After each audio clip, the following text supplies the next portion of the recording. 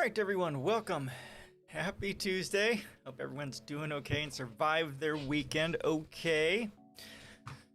Yeah, I'm here. Hope. What did I do this weekend? Oh, I had D&D this weekend. That's right, Dungeons and Dragons on the Sunday. That went well. I didn't suck completely. We have another player who, it's like when a new player comes in, typically my rolls are the one who suck. My rolls are always like ones and just horrible stuff. Tripping all the traps, but since when we get a new player that joins us, and our newest player is Steve, and he's the one who's pretty much taking over that role for crappy rolls and tripping traps and stuff like that. So that's been it's been okay. So game time was great. We actually went really late. We went to like 11 or something like that, which we don't normally quite go that long. We're also in the process of working towards opening up our yoga studio, at least a little bit, starting on Thursday. So I had a whole bunch of stuff to do for that. Computer to move, camera and all that sort of stuff set up to get moved and ready for that. Got a newsletter out last night talking about that and the changes, so that was busy. What else happened this weekend? The patch for Baldur's Gate came out, Baldur's Gate 3, and I was playing that a little bit. That's pretty much it. I'm looking for work still. I'm working on that too. So much to do. Not enough time. All right. So how about you guys? What's happening with you guys out there? Did you guys do anything of interest this weekend? Anything at all?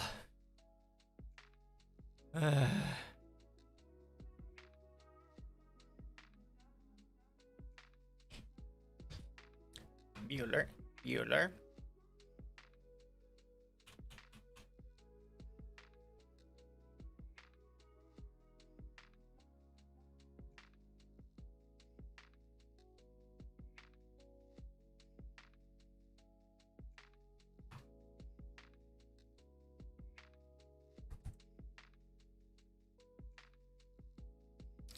Nothing? Okay. All right. So we'll get started here. I've got a few, two quick articles, then we'll get into an amazing article on decolonization. This is just a great article. All right. So starting, Earth is reflecting less light. It's not clear if that's a trend. Our planet dimmed by 0.5% in 20 years, but the trend may not last.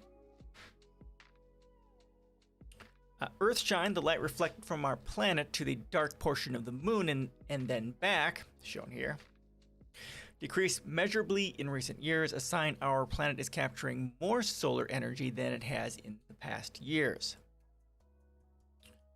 Okay, this is from the 14th. The amount of sunlight that Earth reflects back into space, measured by the dim glow seen on the dark portions of a crescent moon's face, has decreased measurably in recent years. Whether the decline in Earthshine is a short-term blip or yet another ominous sign for Earth's climate is up in the air, scientists suggest. Our planet, on average, typically reflects about 30% of the sunlight that shines on it, but a new analysis bolsters previous studies suggesting that Earth's reflectance has been declining in recent years, says Philip Good, an astrophysicist at Big Bear Solar Observatory in California. From 1998 to 2017, Earth's reflectance declined about 0.5%, the team reported in the September 8th geophysical research letters. Using ground-based instruments at Big Bear, Good and his colleagues measured Earthshine, the light that reflects off our planet, to the moon and then back to Earth. From 1998 to 2017, because Earthshine is most easily gauged when the moon is a slim crescent and the weather is clear, the team collected a mere 801 data points during those 20 years, Good and his colleagues report. Much of the decrease in reflectance occurred during the last 3 years of the 2-decade period the team studied. Previous analyses of satellite data, he and his colleagues note, hint that the drop in reflectance stems from warmer temperatures along the Pacific coast of North and South America, which in turn reduce low altitude cloud cover and expose the underlying much darker, less reflective sea areas. Whether or not this is a long-term trend in Earth's reflectance is yet to be seen, says Edward Schwederman, a planetary scientist at University of California, Riverside, who is not involved in the new analysis. This strengthens the argument for collecting more data, he says. Decreased cloudiness over the eastern Pacific isn't the only thing trimming Earth's reflectance or albedo, says Shiv Priyam Raghuraman, an atmospheric scientist at Princeton University. Many studies point to a long-term decline in sea ice, especially in the Arctic, ice on land, and tiny pollutants called aerosols, all of which scatter sunlight back into space to cool the Earth. With ice cover declining, Earth is absorbing more radiation. The extra radiation absorbed by the Earth in recent decades goes towards warming the oceans and melting more ice, which can contribute to even more warming via a vicious feedback loop. Yeah, and that's mostly what you're going to find. As once you get to a certain point, there's a feedback loop, and it's just going to run away, and it's just going to accelerate, which is basically what we're seeing here. Altogether, Good and his colleagues estimate the decline in Earth's reflectance from 1998 to 2017 means that each square meter of our planet's surface is absorbing on average an extra 0.5 watts of energy.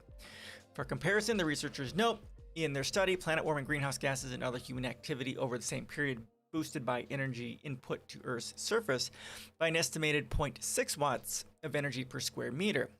That means the decline in Earth's reflectance has, over the 20-year period, almost doubled the warming effect our planet has experienced. Okay, so that's gonna get a little bit of doomerism done there. Any questions, comments, suggestions on that?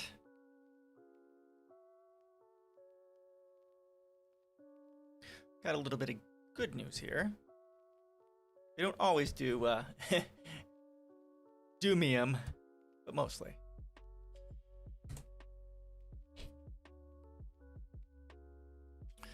This is from the 12th, so last week. Germany unveils the world's first fully autonomous train in Hamburg, and it can carry up to 30% more passengers and save more than 30% energy. Bonus round. Hey, look at that, it's orange.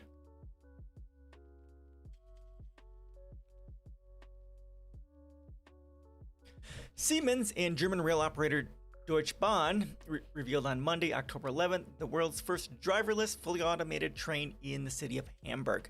In a press statement, Dr. Richard Lutz, CEO of DB, said, "With automated rail operations, we can offer passengers a significantly expanded, more reliable, and therefore improved service, without having to lay a single kilometer of new track." Though several airports around the world have driverless monorail terminal shuttles, and Paris has driverless metro trains, the new train by Siemens and Deutsche Bahn is the first fully automated train that can safely run on existing rail infrastructure alongside regular human-driven trains. In its statement, Siemens describes the new train as more efficient due to the use of artificial intelligence, which helps the train stick to schedule and meet increased travel demand more efficiently than a human driver. 4 of the trains will go into operation in northern Hamburg's S-Bahn, rapid urban rail network, and they will start carrying passengers in December. The train was developed and built as a part of a 60 million euro, $70 million modernization project run by DB called Digital Rail Germany Project, making rail transportation more intelligent. The new train will be fully automated, though a human operator will be present whenever passengers are on board in order to ensure safety. Shunting maneuvers such as turning the train around can be carried out without anyone on board, making rail transport more intelligent, Siemens CEO Roland Busch said in the statement. He also estimated that automated trains can carry up to 30% more passengers, significantly improve punctuality, and save more than 30% energy. In its statement, Siemens says that plans are in place to digitize Hamburg's entire S-Bahn system by the end of the decade. The firm also claims the new automated train technology is projected to eventually be used nationwide for regional and mainline rail systems. Train transportation has had a boost in recent months and years as it is a clean and reliable form of travel. Carbon emissions from a mile of railway transport for example, on average, are 80% lower than that of road transport over the same distance. While during the peak of COVID-19 sea and air cargo disruptions, freight rail continued to operate with relative efficiency. New innovations in automated rail and high-speed railways will continue to power the ongoing resurgence of railway transportation, which has been bolstered by climate change goals and the shift towards a new normal amid the ongoing pandemic. Okay, so that's pretty cool. AI being useful. Hopefully that will result in that 30% increase in the 30% savings in energy as well. Cool. All right, so here. Now we're to a very kind of a long article, but it is a really, really good article.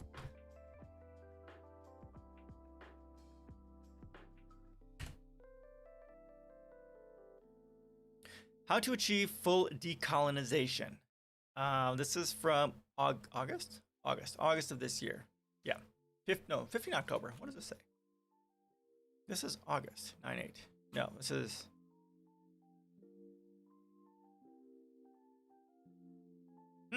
This here says August 9th. Well, whatever. Recent. Great article. It's by Jason Hickel. Jason Hickel is an anthropologist, author, and fellow Royal Society of Arts.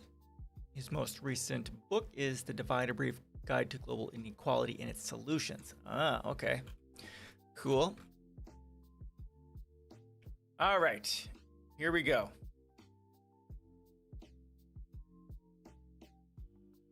Southern governments are captive to the demands of international capital, which prevents them from meeting their people's real needs. MMT offers a way out, says Jason Hickel. So that's modern monetary theory. Global South countries face an extraordinary dilemma. Mass poverty is real. More than half of the world population lives on less than what is required to meet basic human needs. People need livelihoods. They need houses. They need public services. How can these needs be met? According to the dominant economic framework, the answer is straightforward: growth.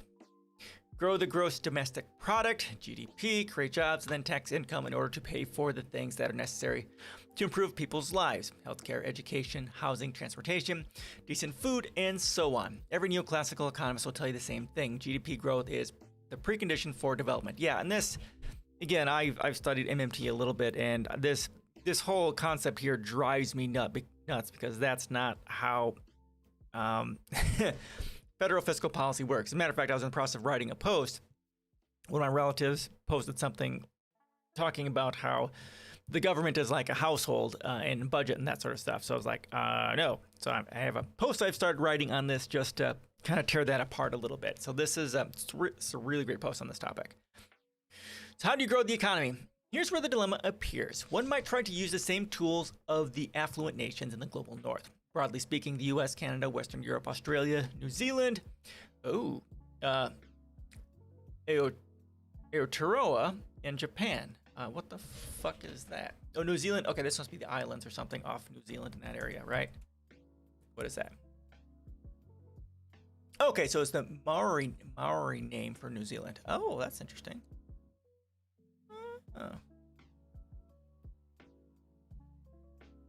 Which developed their national productive capacity to supply domestic needs and build industries capable of competing effectively on the world market. This strategy requires protecting one's economy with trade tariffs and nurturing it with subsidies, boosting wages and public investment, and nationalizing key resources and services. We know that this kind of industrial policy works. In fact, it was used successfully by progressive governments across the global south in the decades immediately following decolonization.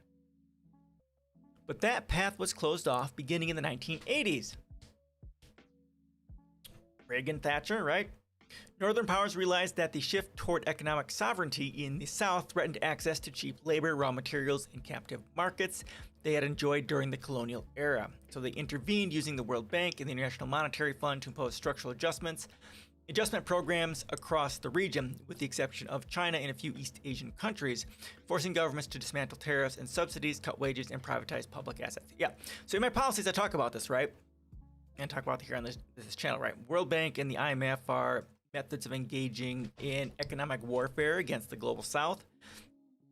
right? And that's something that radically needs to change. It's I don't typically form things in the sense of colonialism, because that's more of a newer concept for me politically. But yeah, it's about systemic and structural racism on a global level, from the global north into the global south, which is what they're talking about here. And that's generally how I frame it. I don't typically use the word colonialism, but that's basically what it is. With their hopes of sovereign economic development crushed, most countries' only options for growth now are either to export raw materials, petroleum, coltan, palm oil, beef, fish, whatever, or export cheap labor in the form of sweatshop output to supply transnational companies and global commodity chains that service northern consumers.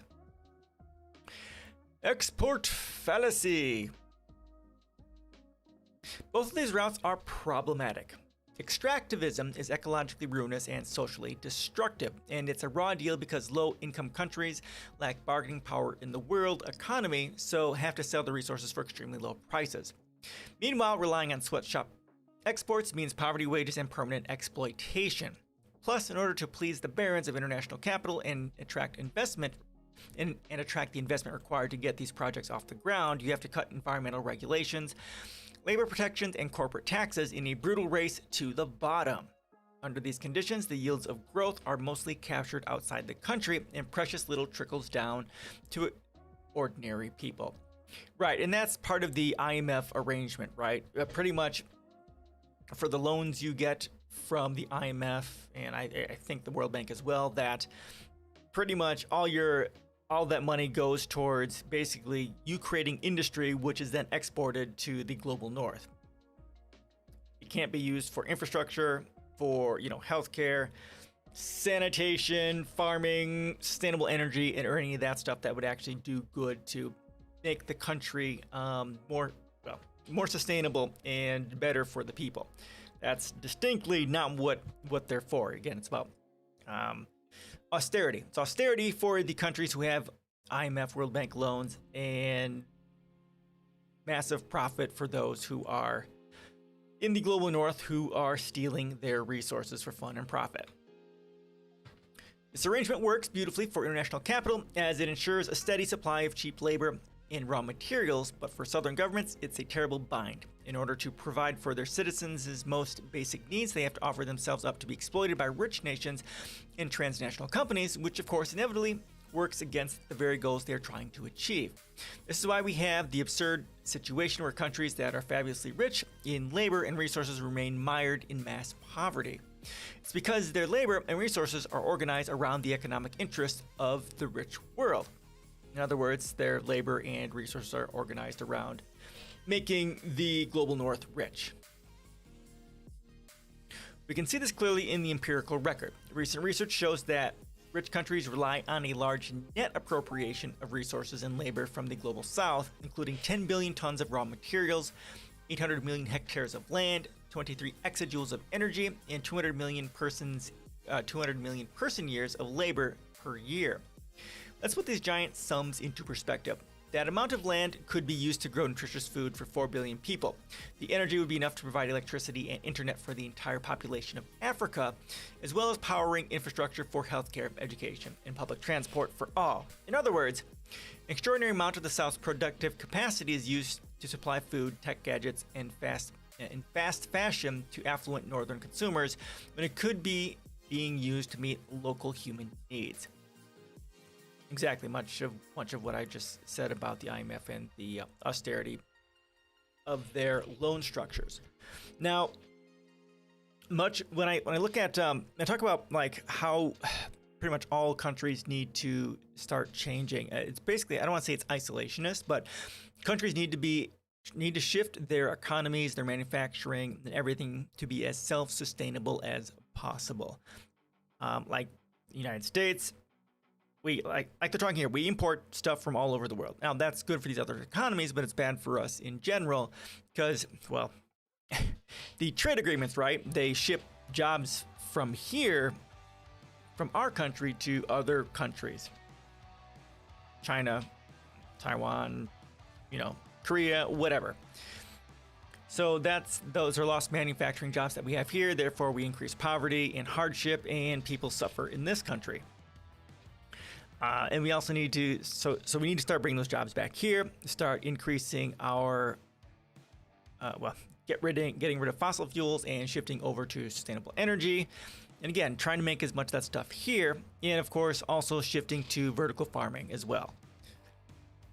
Then if every country did that, and especially if these loans with the IMF, and I talk about this in my policies, right, that these loans need to be pretty much the opposite of what they are now. It shouldn't be, the World Bank and IMF loans should not be about the North raping the global South. It should be about taking these global South countries and increasing them from second and third world countries to first world countries. Because that's where you get the population decline, that's where you get the sustainability, right? Basically, effectively, the global North should be sending trillions to the global South for reparations for colonialism. You know, the systemic and structural racism and the just stealing of their work, their labor, their resources for, 400 years. Then with those trillions, the global South can then jump over the fossil fuel era and go straight to sustainable energy, create healthcare, education, and all that sort of amazing stuff. That's what we actually need to be doing. This export-focused approach to development will never work because it is not designed to work. It is designed to maintain northern access to global labor, raw materials, and markets in the global South. This is why inequality between the global North and South has exploded over the past few decades. Our approach to development enables an extraordinary transfer of resources and profits from poor countries to rich countries. For people in the South, their incomes might increase by a little bit, but at an extremely slow rate. Not nearly enough to bring people out of poverty measured by any meaningful threshold, and definitely not enough to compensate for the exploitation and environmental degradation they suffer in the process. New monetary framework. Fortunately, there is another way. The central fallacy of international development is that you have to pursue GDP growth first in order to get what you actually want, namely things to meet people's basic needs. So this is, now I talk about this here, not as much as I should, but when you look at economies for common good, which is part of my policy, is that we need to have different indicators for how well our country is doing or how well our constituents are doing for individual politicians, right? GDP is just about how rich are the rich getting. That is not an indicator for how well are people doing. We need to stop looking at GDP and start looking at poverty, inequality, education, pollution, sustainability, organic foods, general health of the populace, and all that sort of stuff.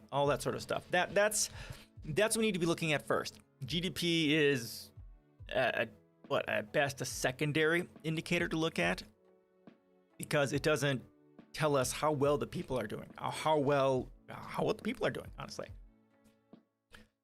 And if you want, there's a book here. Again, it's part of my reading, the required reading for my policies.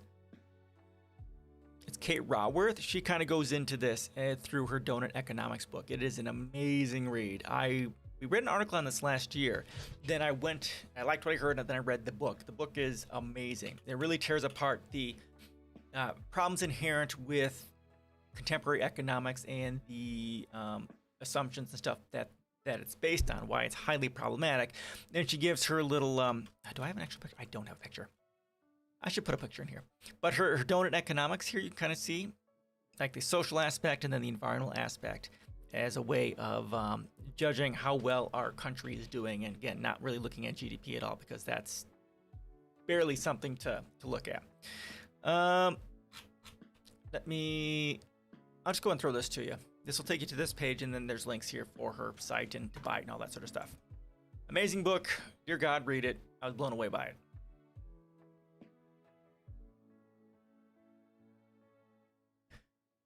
Fortunately, there is another way. The central fallacy of international development is that you have to pursue GDP first in order to get what you actually want, namely to meet people's basic needs. In reality, GDP is an unnecessary intermediary. The key insight of research in post-development and post-growth economics is to point out that what's actually required to meet people's basic needs is resources and labor. Right, if you don't have the resources nor the labor to do it, then you really can't do what you want to do, right? This is what's needed to get stuff done. And then And there, the South suffers no deficit. The problem, as Senegalese economist Adongo Samba Silla points out, is that they are either not being used, i.e. there's mass unemployment, or they are not being used in a way that actually benefits the population, i.e. resources and labor are appropriated to service northern consumption. What southern governments can do instead, then, is mobilize their resources and labor around meeting actual human needs and thus achieve their development goals directly. How can this be accomplished? This is where modern monetary theory comes in. MMT may seem complex at first, but in fact it is remarkably simple. It is, it really is. I spent like 2 weeks studying this. This is my page on it, and it's not all comprehensive because it's only 2 weeks of work, but I've got a whole bunch of links to a whole bunch of stuff.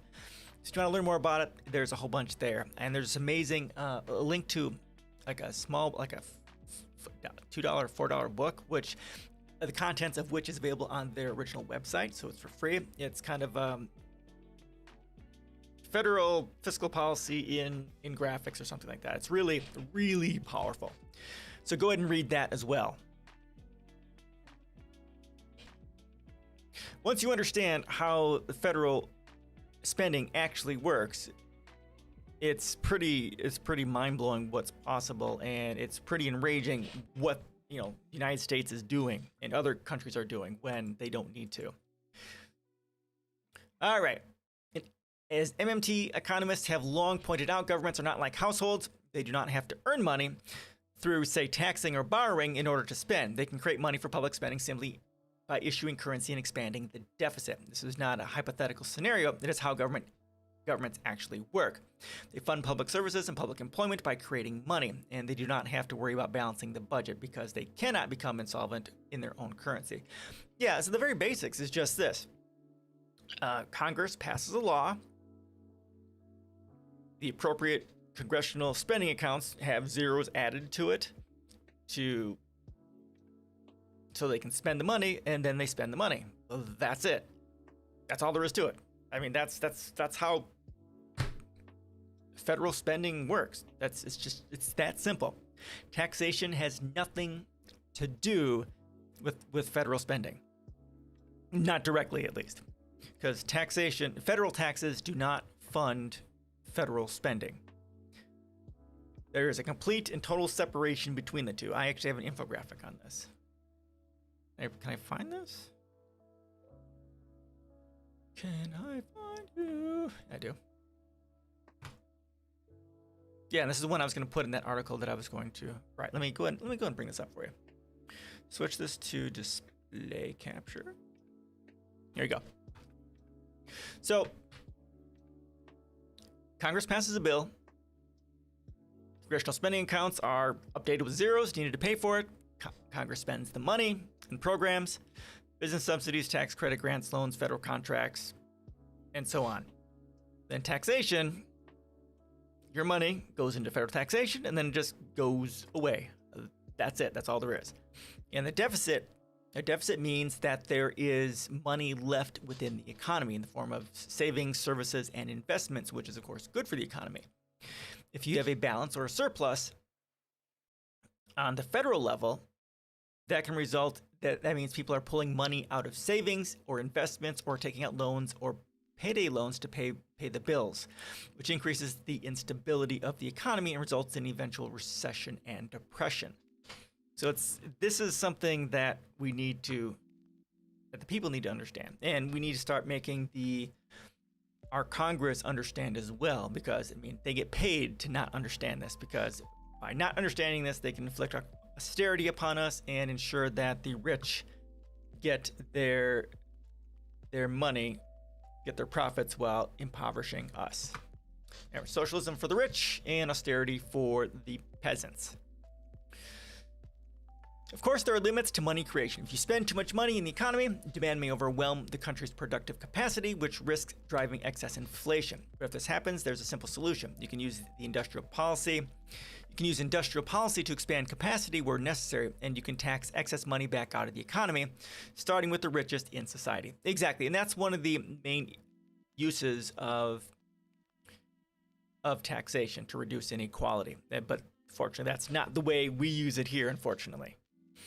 According to MMT, the purpose of taxation is not to fund government spending, as governments can fund spending simply by issuing currency or passing a bill, but rather to reduce excess demand and, as an important side effect, to reduce corrosive inequality.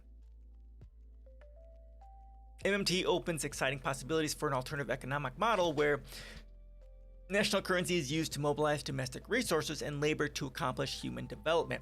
To do this, governments can simply issue money and spend it on achieving 4 urgent goals: universal public services, develop generous, high-quality universal public services, not just healthcare and education, but also public transportation, affordable housing, water, electricity, internet. Exactly. When I'm talking about the IMF and the World Bank and their loans, this is what it should be used on at a start, right here. Food sovereignty. Focus on regenerative agriculture and fisheries to produce healthy organic food for domestic consumption, reducing imports while restoring soils, biodiversity, and marine life. Yep, sustainability, right? Again, vertical farms, and yes, regenerative agriculture is a part of that. Energy sovereignty. Roll out renewable energy infrastructure, solar panels and wind turbines to replace fossil fuels and reduce energy imports. It does not take much. High levels of welfare can be accomplished with minimal energy. Yeah, exactly. Again, everything what I've already said. Public jobs guarantee.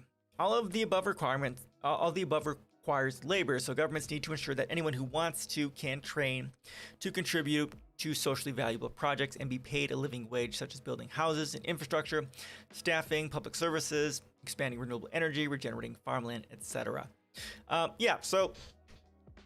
And part of this, what they're going to have to do is the global north is going to have to send people here to do a lot of the training, because I imagine because of how much the global north has been destroying the global south, they may not have the experience, the expertise to get it done. Now, we don't want this sort of thing done like China, which is currently engaging in colonialism in Africa. We don't want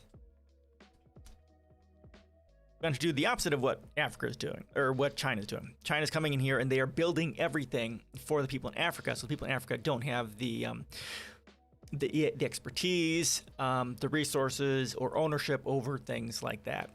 So again, we need to send people over there to the global south to train them so they have the skills to do everything themselves, so that they can be independent. And once you do that, public jobs guarantee to make sure that they are the ones doing the work. This approach would ensure decent livelihoods for all with universal access to clean energy, healthy food, and public services. The age-old question of how do we get enough GDP to end poverty, meet our development goals, becomes much less relevant. Growth becomes an effect of development rather than a precondition for it. Right, because it's hard to have growth if your people are impoverished. So and it's hard for them to get out of poverty, right? We get into Maslow's hierarchy of needs and biopsychosocial effects, right? That if people are impoverished, if they don't have food or water or housing, clothes, whatever, right? Healthcare, it's hard for them to focus and concentrate and be productive. If you want people to be productive, housing, food, all that sort of stuff, they need to have access to it. And if they don't have any of that, then they don't have spending money, and then they can't buy stuff, right? So this becomes this sort of a chain. Maslow's hierarchy of needs kind of lays it out fairly well. Give people in your economy a good, all the basics they need to survive. Then they have work, and then they work, and the economy becomes productive. And then they can start buying things, and then everything just starts going. This has been kind of one of my annoyances with the global south. Now, I understand, and they're going to go over the issues that they currently have and how to get out of it. But the global south could do this if they understood it. But also, they have these significant issues of that the IMF and global bank loans are there and that they are beholden to, but also that these loans aren't in their own currency, which, as you get into MMT, you'll find is a very big problem. So these, Africa, India, Central South America have IMF and World Bank loans, but it's not in their sovereign currency. It's most likely in US dollars. Now, one of the kind of preconditions for MMT to work well is that as long as your debts, as long as, the things you have to spend money on are in your currency, then you never, ever have a problem paying your bills. But Bird Fresh, how you doing, man? Welcome back. How you doing? There's this amazing article here on decolonization and talking about MMT as part of that solution. It's really, really good. I really like it. How's your weekend?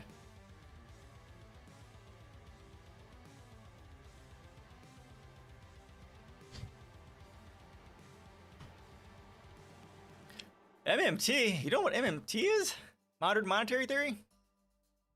You're good? Awesome. So yeah, it's here's my page on it. It's kind of a, you watch Squid Game? Oh, I've heard a lot about that. I need to watch that. And it kind of ruined you. Yeah, I bet. I just, having the realities of how horrible capitalism is and what it, especially what it can become is yeah. I will. I want to watch it. I watched The Joker, which was amazing. And I wrote like a 30-some page article on that movie and tearing out the themes and messages in it. The Joker was amazing. I'll go and throw that out here for you.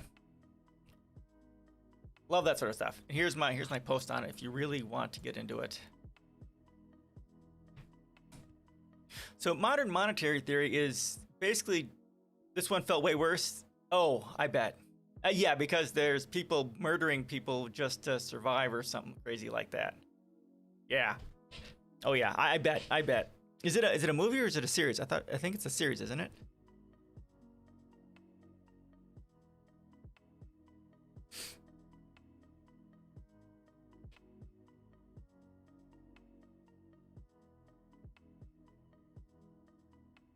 It is a series. Okay.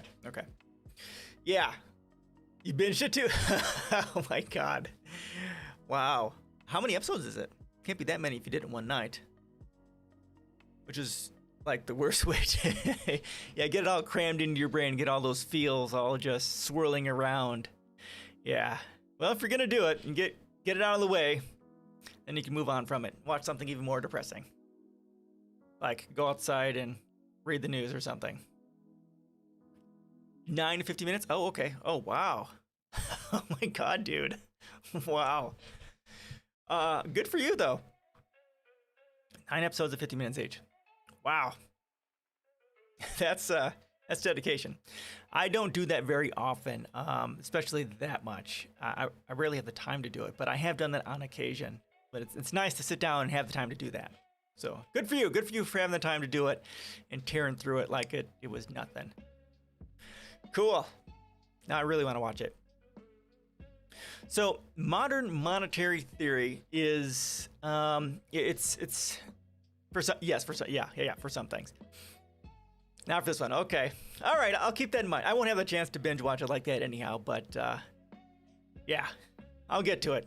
I'll definitely get to it. So modern monetary theory isn't anything new. It's just, all it does is it explains how federal fiscal policy works. It's just an explanation of the way it already is. I can go over here. Well, actually, I just had it up here a second. Hold on. Switch over to desktop. There we go. Let me open this. Recent. All right. So all it really says is this. Federal spending is done just like this. Congress passes a bill. The zeros, the money required for that spending is just added to the appropriate congressional spending account. Just zeros are added for the spending. Congress spends the money, and that's it. Taxation has zero to do with how Congress spends directly. Taxation, your money is taxed, it goes out of the public sector, and then it just disappears. Taxation on the federal level has nothing to do with federal spending. And that's the basics of it, honestly. There's more to it than this, and there are some preconditions for it, right? You have to have a fiat currency. A fiat currency, your own currency that's fiat, and all your debt basically has to be in your sovereign currency. So that's pretty much it.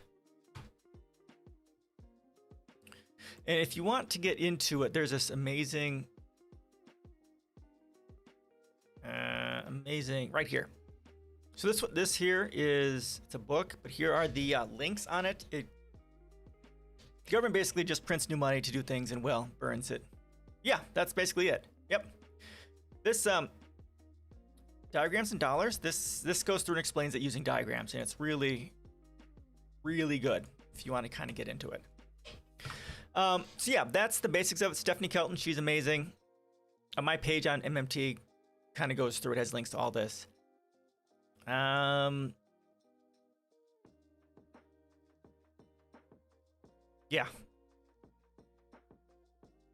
Taxation is not revenue.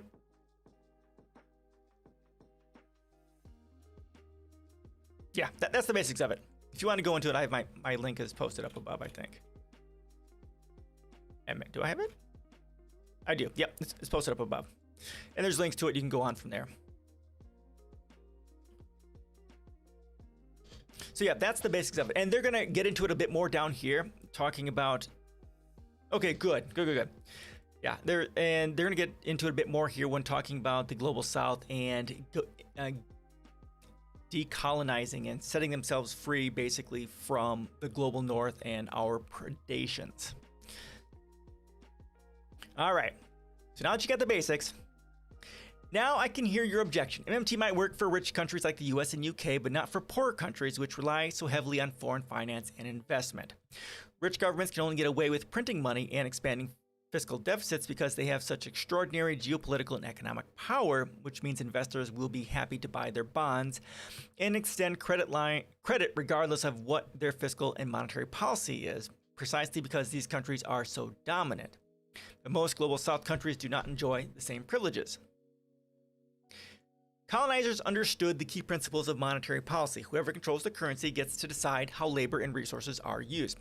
Thought about this too when I considered making a cryptocurrency with taxing for a government or development included.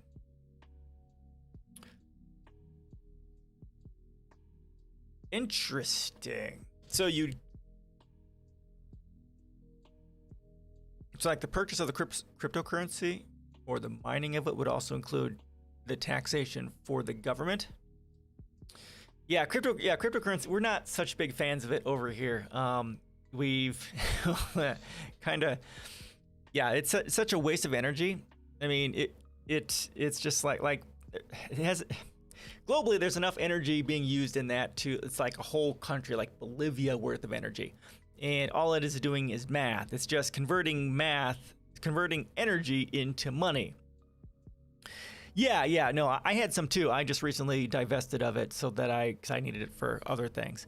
But I made like 10 times my investment off it, which was kind of okay. Because if I do well, it's taking away money from it. It could be, yeah. It's, yeah, in the long term, it may have some uses at some point, but it's just such a waste of energy. Honestly, it would be better if the whole equation for cryptocurrency was, okay, this is what your computer can do. Okay, this is how long it's going to take to do the math, and then just sit there and wait. As long as the computer is on, not doing anything, it just counts down the timer, and then you've got your coin. Instead of wasting all the energy on the math, just put the timer on there. Do the calculation, do the timer, and then go from there. Such a waste. All right, this critique raises an important question. In theory, MMT applies to any government that issues its own sovereign currency. The vast majority of southern governments, they have this power, with the exception of West African countries that rely on the franc, CFA, or countries like El Salvador and Timor-Leste that use the US dollar. True. So yes, exactly. Same as finance jobs. Exactly. There's an empty middleman that provides no value, much like health insurance. Health insurance provides zero value, and it's a complete waste of energy and time and everything. Cut out the middleman. Yeah. So yeah, this is kind of key to MMT. These countries use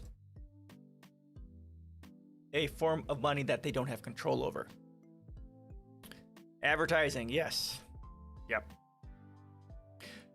But it's true that even countries with sovereign currencies face constraints because many of them rely heavily on external finance. They are indebted to foreign creditors in currencies such as the US dollar, which they do not control.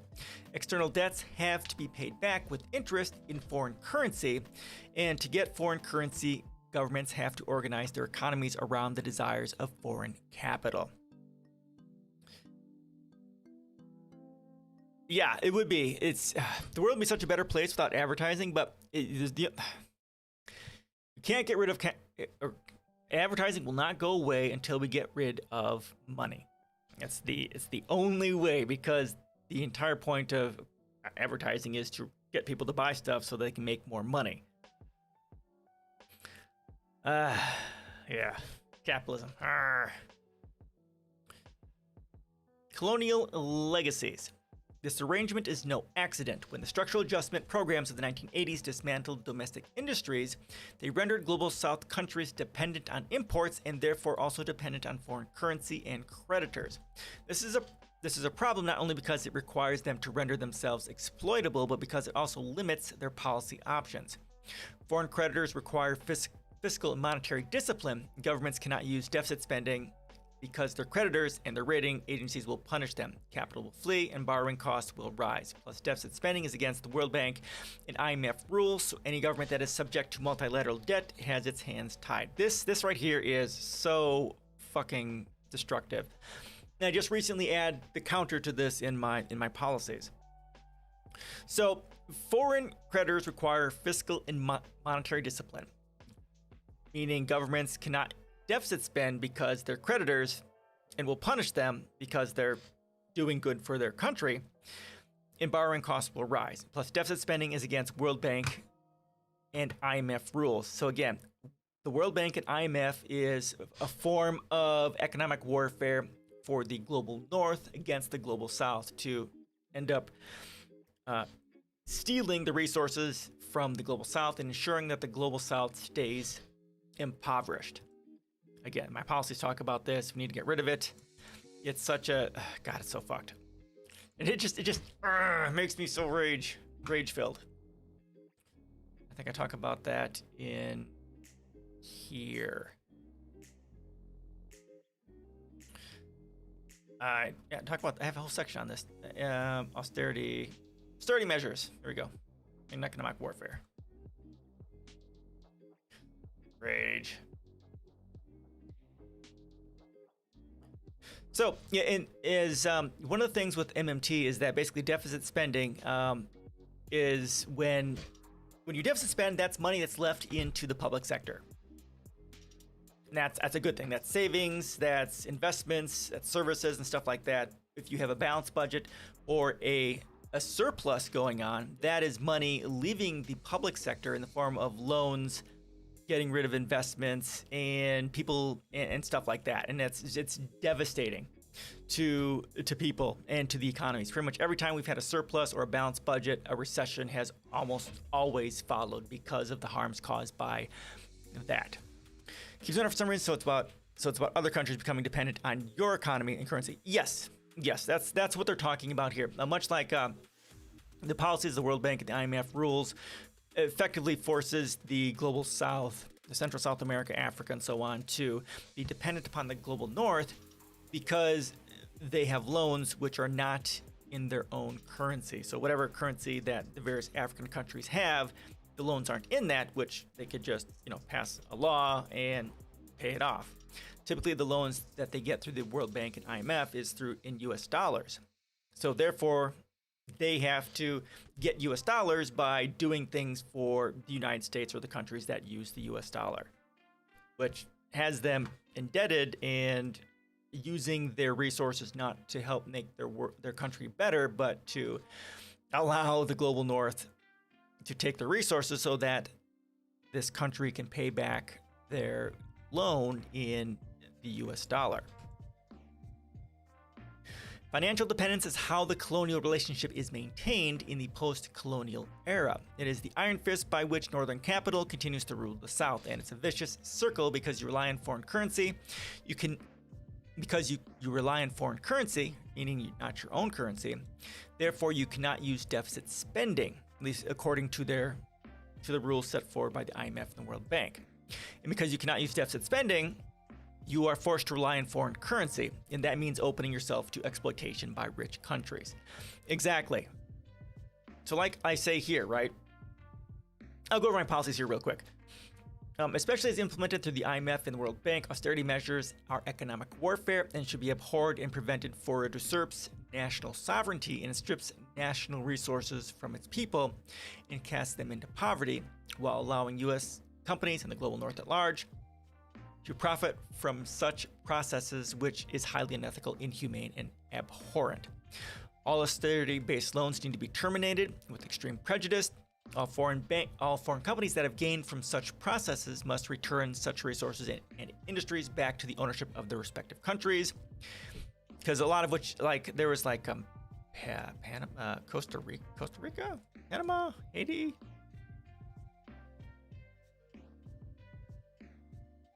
No, Puerto Rico. Puerto Rico was having issues financially, and there were a bunch of investment capitalists there sitting, waiting to buy the bonds so that they can own the bonds and then sell it off or do something horrible because of the trouble that they were going through. All IMF loans and other global national loans must not be based upon austerity or the subversion of sovereign resources for foreign use. Must be used upon, I need to edit that. Must be used to increase the quality of life, such as reducing poverty, homelessness, and increasing education, clean water, recycling, sustainable energy, and so on, and must allow deficit spending. And then, of course, the reparations section.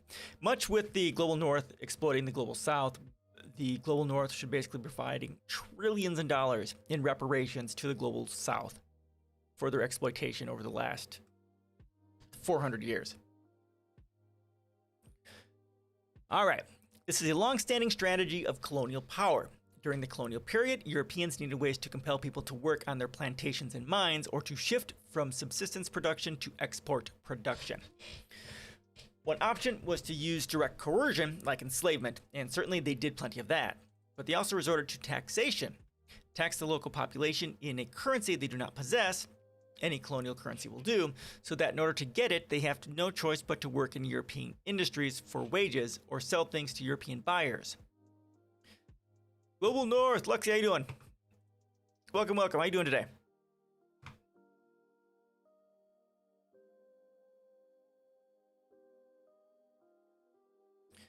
Colonizers understood the key principle of monetary policy. Whoever controls the currency gets to decide how labor and resources are used.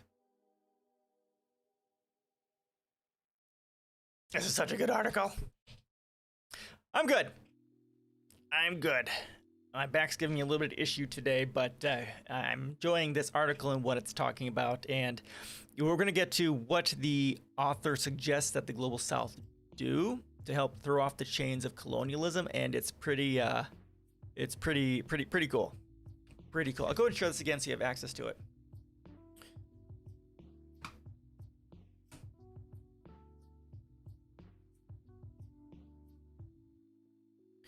Or I guess exchange money with people who want to go to the U.S. Yeah, that would be one way to get it too. But that, of course, that's a small scale way of getting access to the U.S. dollar, unfortunately. And that's they could engage in like currency trading, like trade their own currency. You know, when theirs is up and the U.S. dollar is down or something like that. But that's when you get into the fees and stuff like that, that ends up being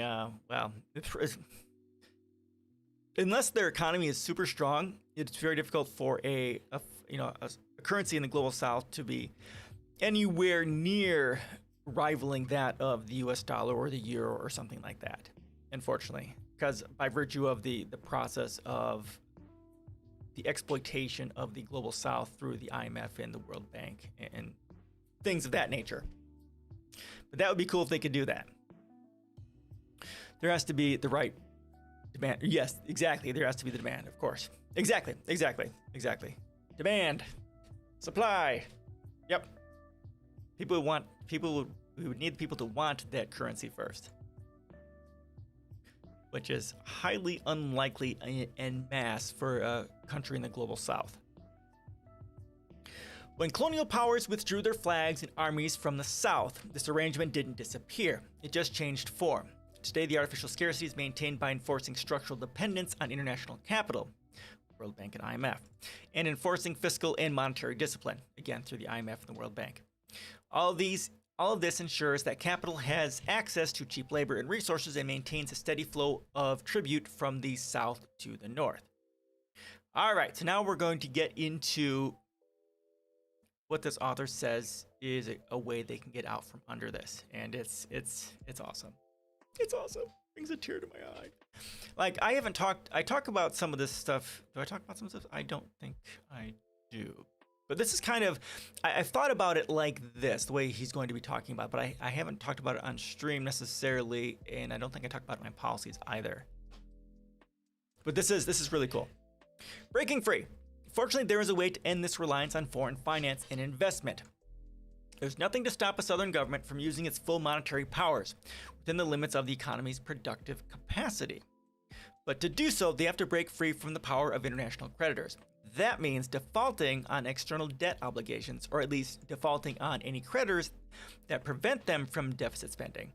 This might sound radical, but it's really not. Unilateral default has been used successfully by governments many times in the past, and with positive outcomes. It's just that in today's neoliberal era, it seems so heretical as to be unthinkable.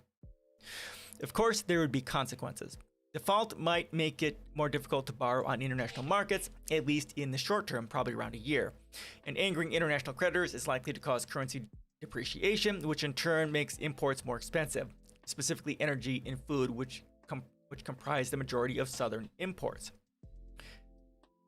And of course, I can pretty much guarantee you the moment a country or several countries do this, the United States is going to be all about cooing the shit out of these countries. Angering international creditors is likely to cause currency depreciation. Okay, but I hate when they do pull quotes that are actual pull quotes, because then I'm repeating myself.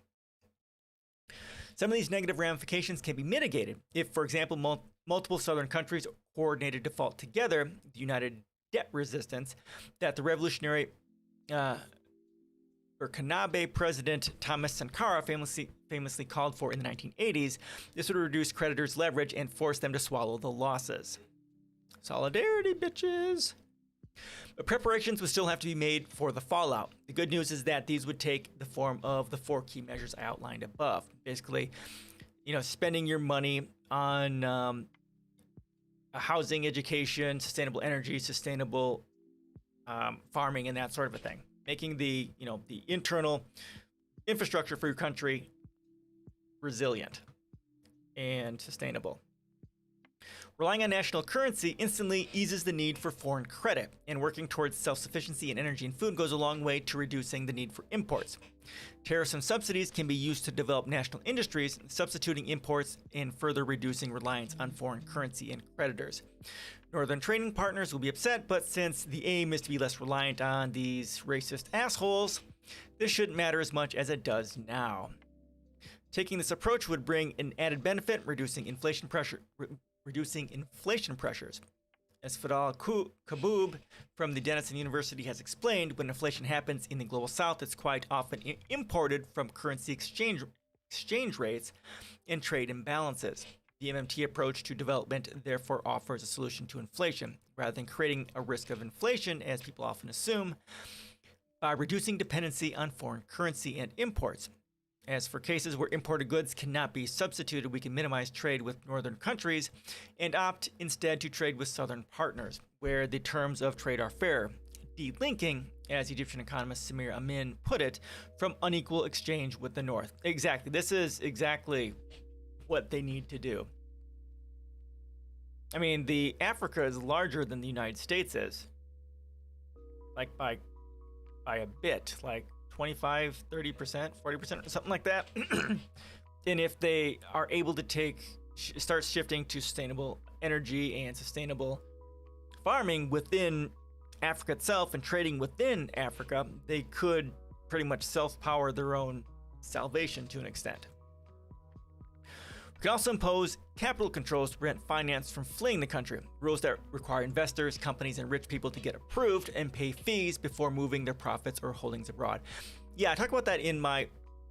well, South Africa is a little bit different. That's kind of white dominated, but Africa as a whole. Well, yeah, you got the... Well, I wonder what would happen with South Africa. They would probably align with the global north in dealing with things, but I don't know. Oh, in land size. Land size. Yeah, it's bigger in land size. The United States can fit right inside Africa. It's ginormous. Ginormous. So they have the land to do it. It's just they don't have the resources. They have not had the resources because it's been removed by the global north and their austerity and exploitive. Oh, let me shift my thing over here. Exploitive policies.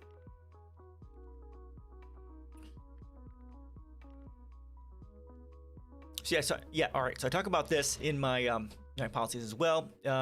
When anyone tries to expatriate money from the country, that they have to pay taxes up front, and that's in my economic policies. All right.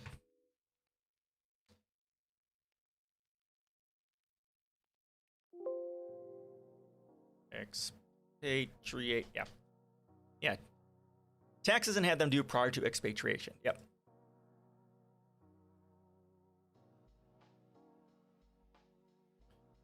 This way, money in foreign currency stays in the country and can be used for domestic investment and trade, which further reduces reliance on foreign credit. There's nothing actually radical about this policy. It was used widely in the pre-neoliberal era. Foreign investors don't like it, but again, reliance on them should be reducing. So this doesn't matter as much as it otherwise might. They've lost their power to punish. All this would release southern governments from the grip of neocolonial power. The steps I've suggested here amount to kind of unilateral decolonization. In other words, a throwing off of the chains of colonial power. They would expand economic sovereignty and enable us to build societies around human well-being and ecological regeneration rather than around the interest of the international capital. These ideas are not new. They're promoted by Gandhi, Sankara, Franz Fanon, Julius Nyerere, and other leading figures of the anti-colonial struggle who understood that economic sovereignty and self-reliance were essential to real decolonization. This approach helps us to solve the dilemma of development, but it also helps address the other central crisis of our time, ecological breakdown.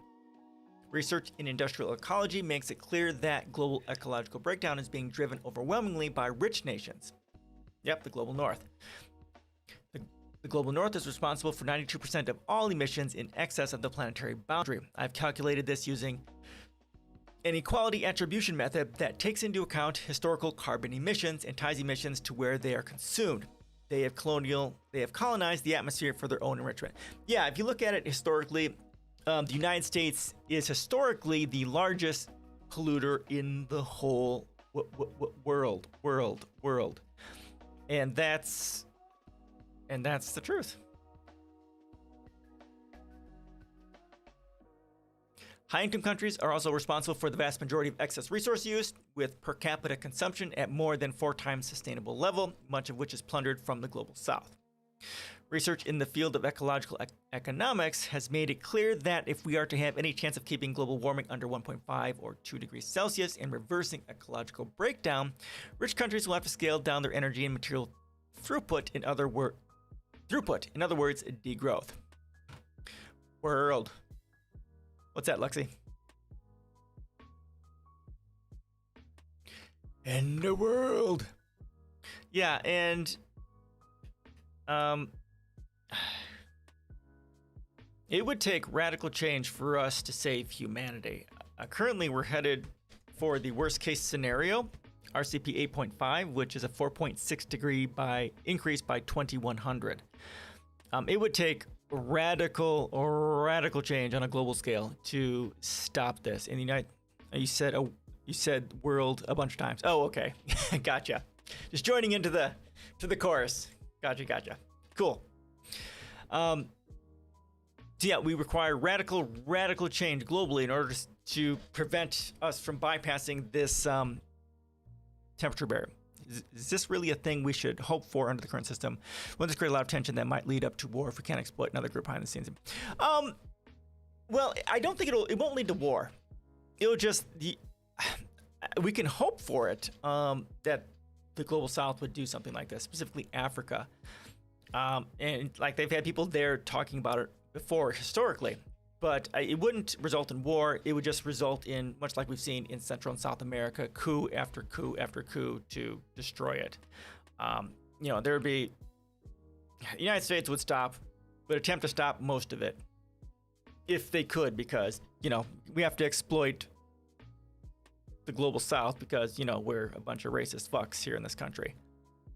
We are systemically and structurally racist, as is our foreign policy.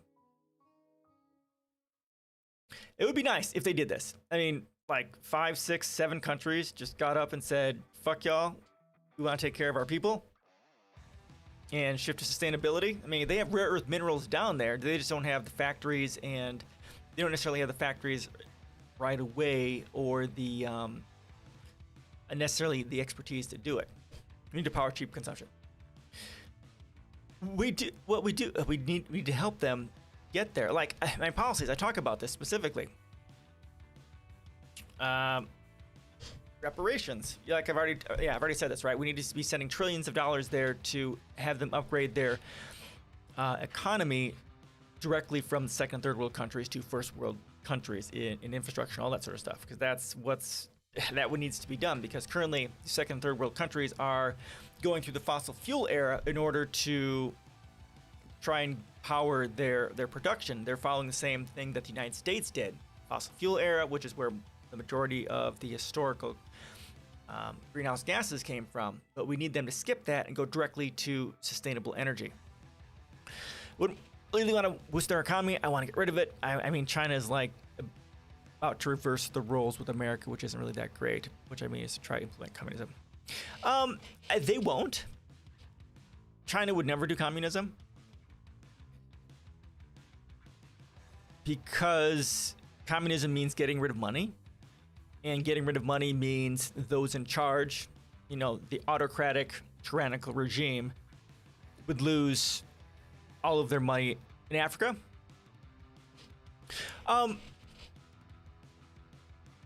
You would definitely want to boost their economy. It's the only way to. Well, that's one of the main ways that we need to do in order to save humanity from extinction. We need to have Africa grow to first world country status quickly, and to bypass the fossil fuel era and into sustainable energy. A part of the benefits of that is also reducing the population growth, because the majority of the population growth that we see is in countries that have high levels of poverty, which is Africa.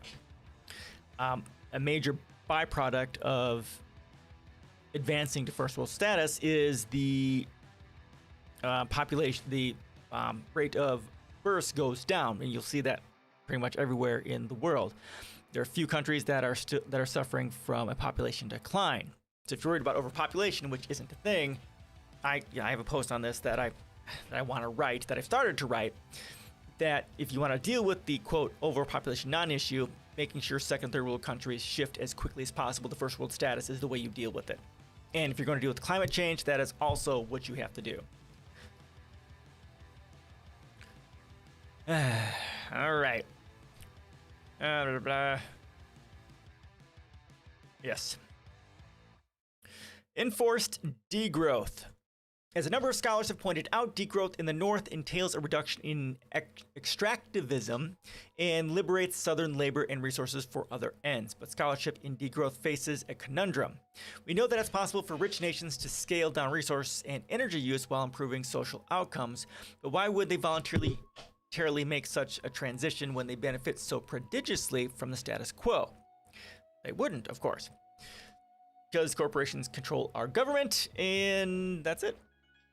course, we might hope that enlightened leaders will take steps to bring their economies into line with ecological objectives, or that social movements will eventually force them to do so.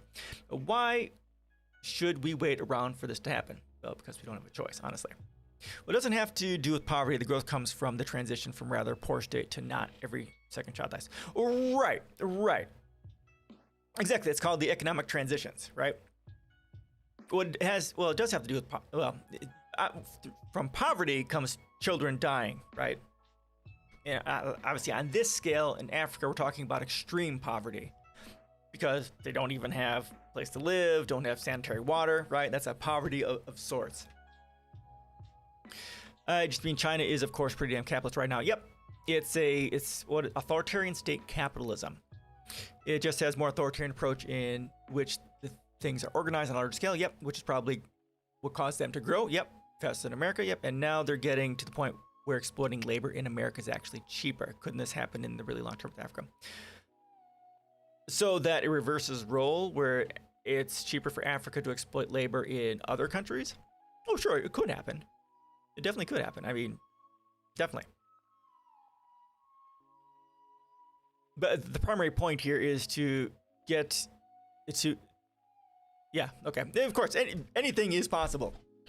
But that's one of the issues with monetary systems, that this sort of a thing it can happen, and that once one don't want to lend, right, and that's the way it's always going to be with money, right? Because as long as one country is able to get on top or to get an advantage over others, exploitation automatically happens. That's just the way it is. That is the tension within methods of exchange that I always talk about.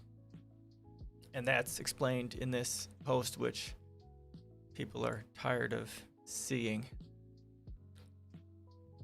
I explained the very basics of this. This is the core of why all things break within monetary systems, the tension within methods of exchange.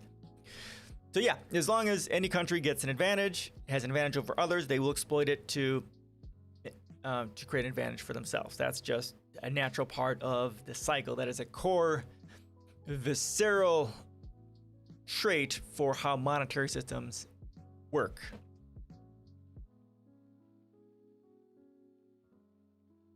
The approach I've called for here, unilateral decolonization, helps solve this problem. The South has the power to enforce degrowth in the North by refusing to be used as a supplier of cheap labor and raw materials for Northern consumption. Ending this exploitative relationship would require Northern countries to either pay more for resources and labor imports from the South, or otherwise to rely on their own resources and labor, which they should be doing. Both options would be more expensive, so Northern countries would have to consume less, i.e. find ways to meet human needs with more modest amounts of throughput, and the rate of capital accumulation would decline. As the 21st century unfolds, we must strive for a world where everyone can live in healthy, dignified lives in balance with the planet's ecosystems. This requires a radical convergence in the global economy. Resources used in the North needs to decline dramatically to get back to sustainable levels, while resources in the South must be reclaimed for meeting human needs, converging at a level that is consistent with universal human welfare and ecological stability. By leveraging insights from MMT, we can enable economic sovereignty in the South. We can take real steps towards realizing such a world. Full decolonization remains to be achieved, but is not out of our reach. So, right, in my policies on the environment are very key to all of this.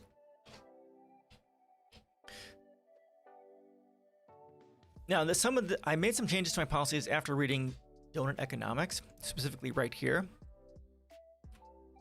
So, regenerative, open source, circular economy. This is what we need to be shifting to. And this is something that Africa could start working towards. Especially if they worked on decolonizing, because this is what we need to be doing. Regenerative is huge. Regenerative design, microgrids, green walls and roofs, carbon negative or carbon sequestration, buildings that treating their own wastewater, generous cities, and recycling everything that you can through circular economy. Open source, circular economy, basically, if it can't be reduced, reused, repaired, rebuilt, refurbished, refinished, resold, recycled, or composted, then it should be restricted, designed, or removed from production. And this has been a core part of my policies, although I didn't originally label it this way until I read her book. But basically, yeah, if it can't be recycled, it shouldn't be made. And we should require everything to be recycled. More specifically, follow a full life cycle sustainable process by using sustainable energy techniques and technologies, full recycling of all manufacturing byproducts and the product itself by providing a service to do so, using a service which can do so, and also provide an outline for a fully automated technical process to recycle a product which can and will be created and utilized. If they can create a fully automated process to create a product, then they can definitely create a fully automated process to rip the thing apart and put the individual parts into bins which could be recycled from that point on. Allow for convenient repair of products. This is important. This is something that we're struggling for because of IP rights. And it's kind of an example of how the global north can reduce their consumption. Like just the two stats that I always quote, the only two that I'm most familiar with is that, like here in the United States, right, we throw away 40% of our food supply every year. And that is enough to feed the entire starving population of the world.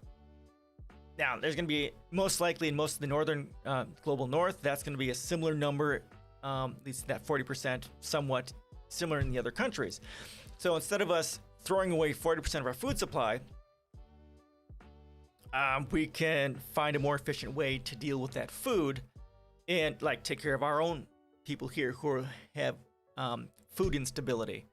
Or we can help feed the rest of the world as well. I mean, there's plenty of food. It's not that there isn't enough food. It's just that we're wasting most of it. So if you want to get into degrowth and reduce our pollution or waste, that would be an easy way to do it. Like here in the United States as well, for every homeless person, there's at least 30 places to live sitting there empty. And we're building more, which doesn't make any sense. They're building more just because of GDP, just because of profit. Because profit is the only thing that companies care about. And yet we have homeless people. Again, why are we building more houses if we don't have an actual need for it? Now, obviously, we could make the case, and this is probably a good thing, that those houses like in Flint, Michigan, where there's lead in the water, or other houses which are garbage that need to be actually torn down because they're a hazard, tear them down, recycle them as well as you can, rewild the space that they're in if that's feasible, and then move these people into brand new housing. That should be the only reason that new houses are built, is because there's a need, not because there's fucking profit in it, because there's so much waste in all those houses sitting there. China's having an issue with that, actually. So the idea is just to patch up capitalism with even more bandages in Africa by not allowing extortion of resources, not allowing industries that don't effectively recycle, and not allowing exploitation of labor in other countries, or I guess importing together. Okay. So yeah, unless you're just going to throw away money altogether, everything we do is always going to be about patching up capitalism, right? Yeah, not allowing extortion. Yep. Not allowing industries that don't effectively recycle, not allowing exploitation of labor in other countries. Yeah. Trying to get Africa to, become the world that the rest of the world should be. Regenerative, open source, circular, and so on. And if they were to, step up, a bunch of countries were to step up and try and do that, that could be an amazing example for the rest of the world. Of course, if they did that, the United States will step in and try and coup the shit out of them, because progress is not allowed unless it is fully exploitable by the global north. And this is all the countries need to be doing this. The United States specifically needs to be doing this because we are one of the largest polluters in the world, because, just by virtue of the U.S. military and the harms caused by U.S. imperialism. So if they will, right? Yeah, it would be nice, something we can hope for, and it would be an amazing change, but it will be definitely a tumultuous time if some of these countries tried to do that.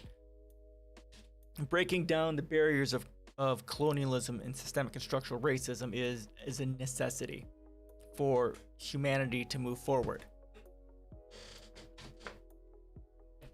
And then the global north as well has to take responsibility for that as well and say, hey, yeah, we've done this, and then reparations. Oh, they could. Oh, they definitely could. But the problem with that is, and I talk about that in this post, is that communism is moneyless. It has no monetary system. So,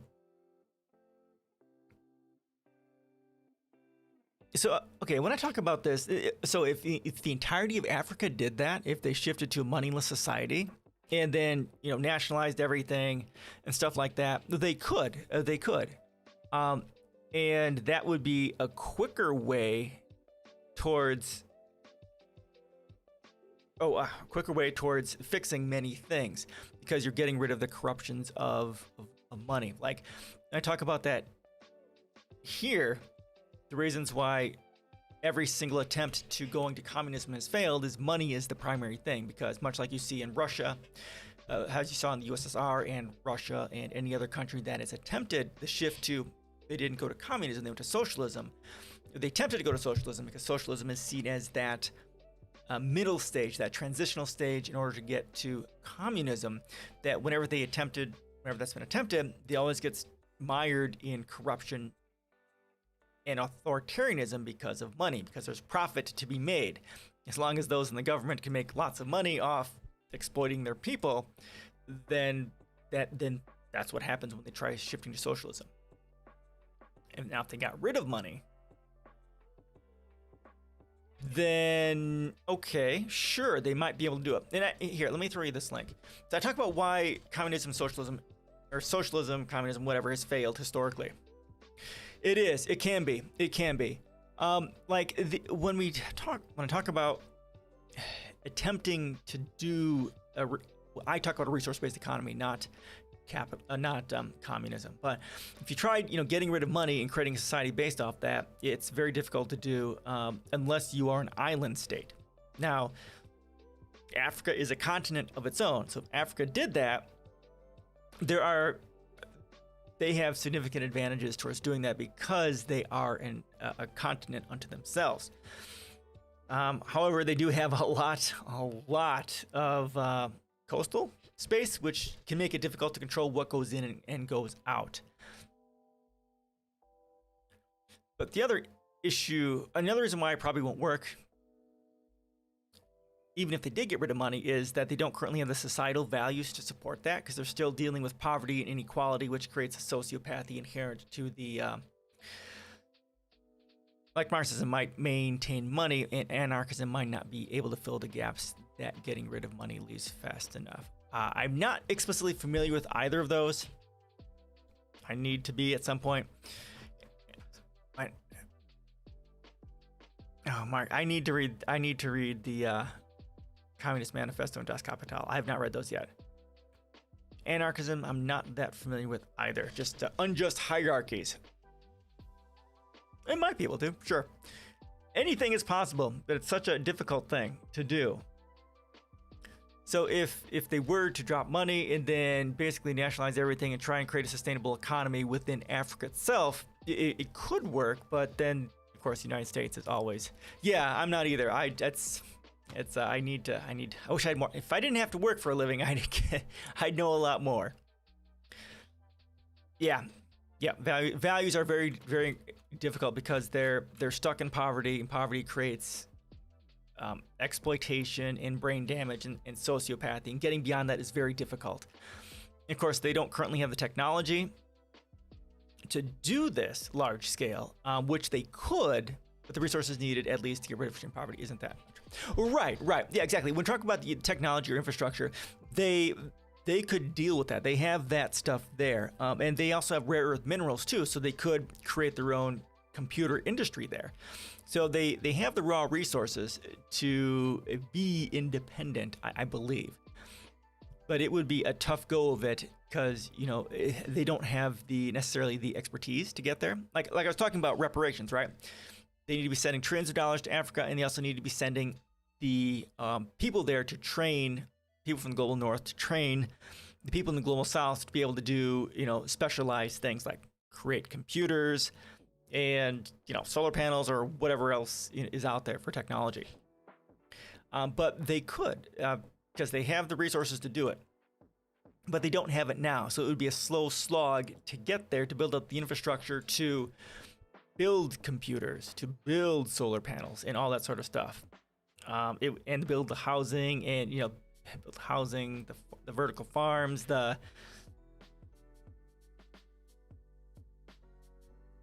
sanitation, the mass transportation, all that sort of stuff. And of course, as always, the United States is one of the biggest things that stands in the way of any progress of that sort. They will always go in there and try and destroy it. Because what's a good little imperialist do? We can dream. I mean, Africa is getting some sort of a Pan-African organization together. There's like Pan-African passport? Is that a thing? Yeah, we read an article on this. Pan-Africa passport to open up borders. Yeah, so they're kind of starting on this a little bit, trying to unite Africa a bit as a unit, and we need a lot more of that.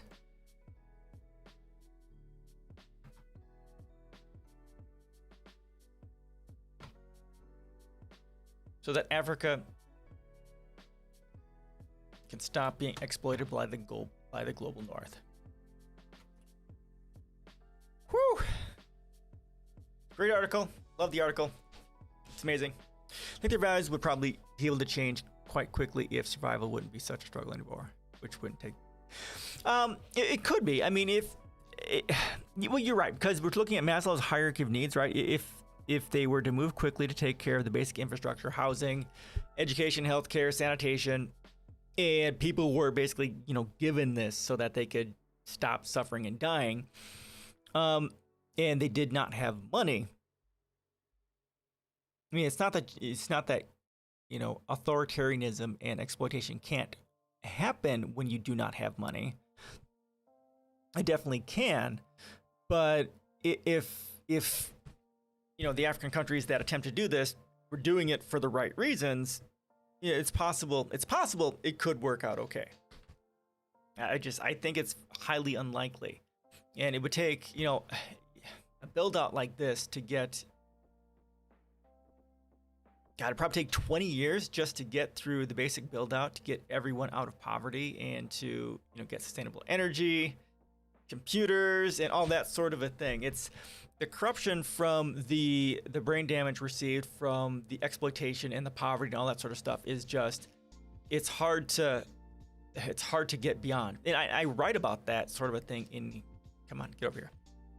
I have a giant post here on how a resource-based economy might play out if it ever did. Now, I didn't think I'd talk about Africa. Maybe I should add something on that. I do think it's perhaps one of the better opportunities we have yep. Girly Bear, you're about on time. Half an hour left to stream. You've been early the previous time. So you're right on time. How you doing? How you doing? We just got on reading this amazing article on decolonizing Africa. It's an amazing read. It makes me really excited to read this. And it's talked about from the standpoint of modern monetary theory. It's really good. Definitely give it a read. And as part of that, we're also talking about how Africa might be able to get independence by shifting to potentially like communism, or at least a moneyless system, and uniting to work to solve their issues. How difficult it is. So this post here, I talk explicitly about how a resource-based economy might play out if it ever did. And one of the key issues is, oh, actually, I don't talk about that in this one, because I talk about the magic issue.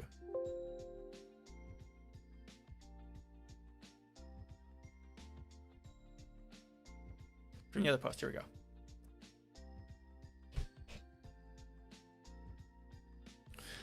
So what I talk about here because this Q&A post is talking. I'm answering a bunch of questions from a capitalist apologist, a very recalcitrant capitalist apologist, and he had some interesting questions. Like here, how much of this utopia is predicated on the human race suddenly becoming all happy, clappy, loving hippies? And again, the key thing with a lot of brainwashed capitalist apologists is that everything is just magically going to happen, and I have to talk about that specifically here.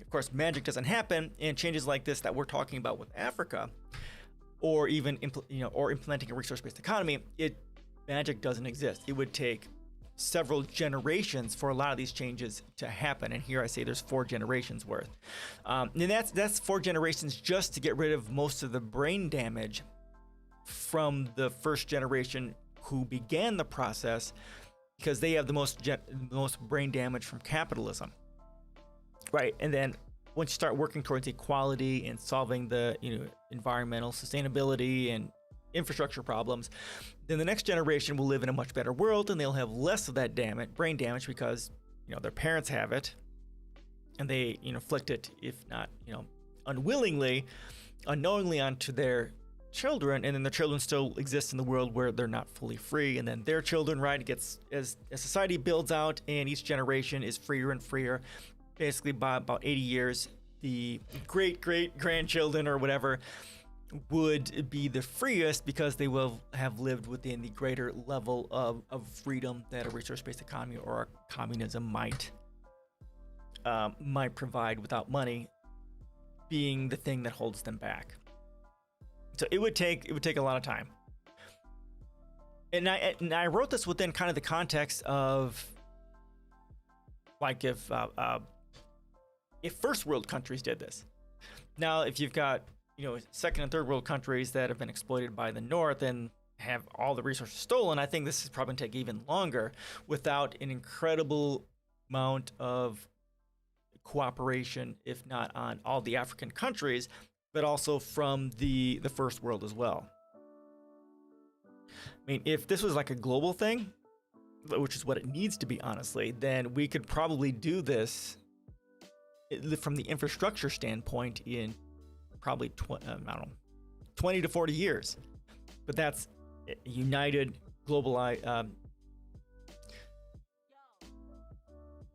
a globalized human civilization working towards doing this. The communism could be achieved from within capitalism?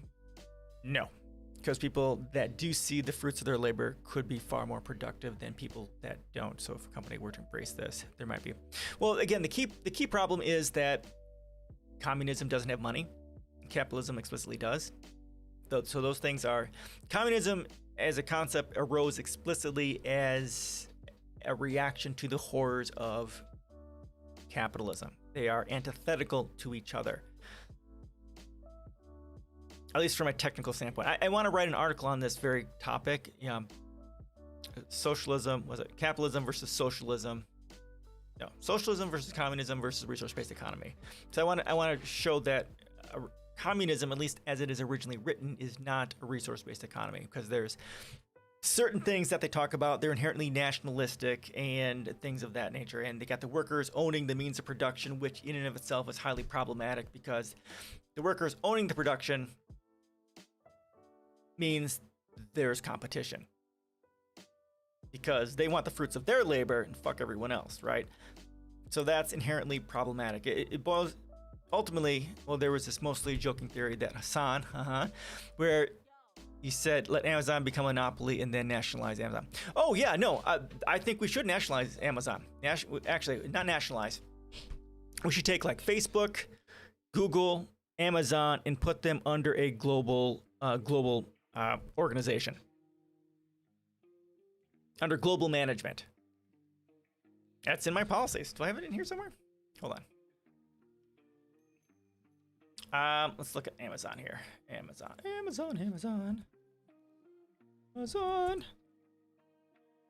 So like Amazon is the primary education environment. Yeah, over here. Like Amazon is a great example of a centrally planned economy.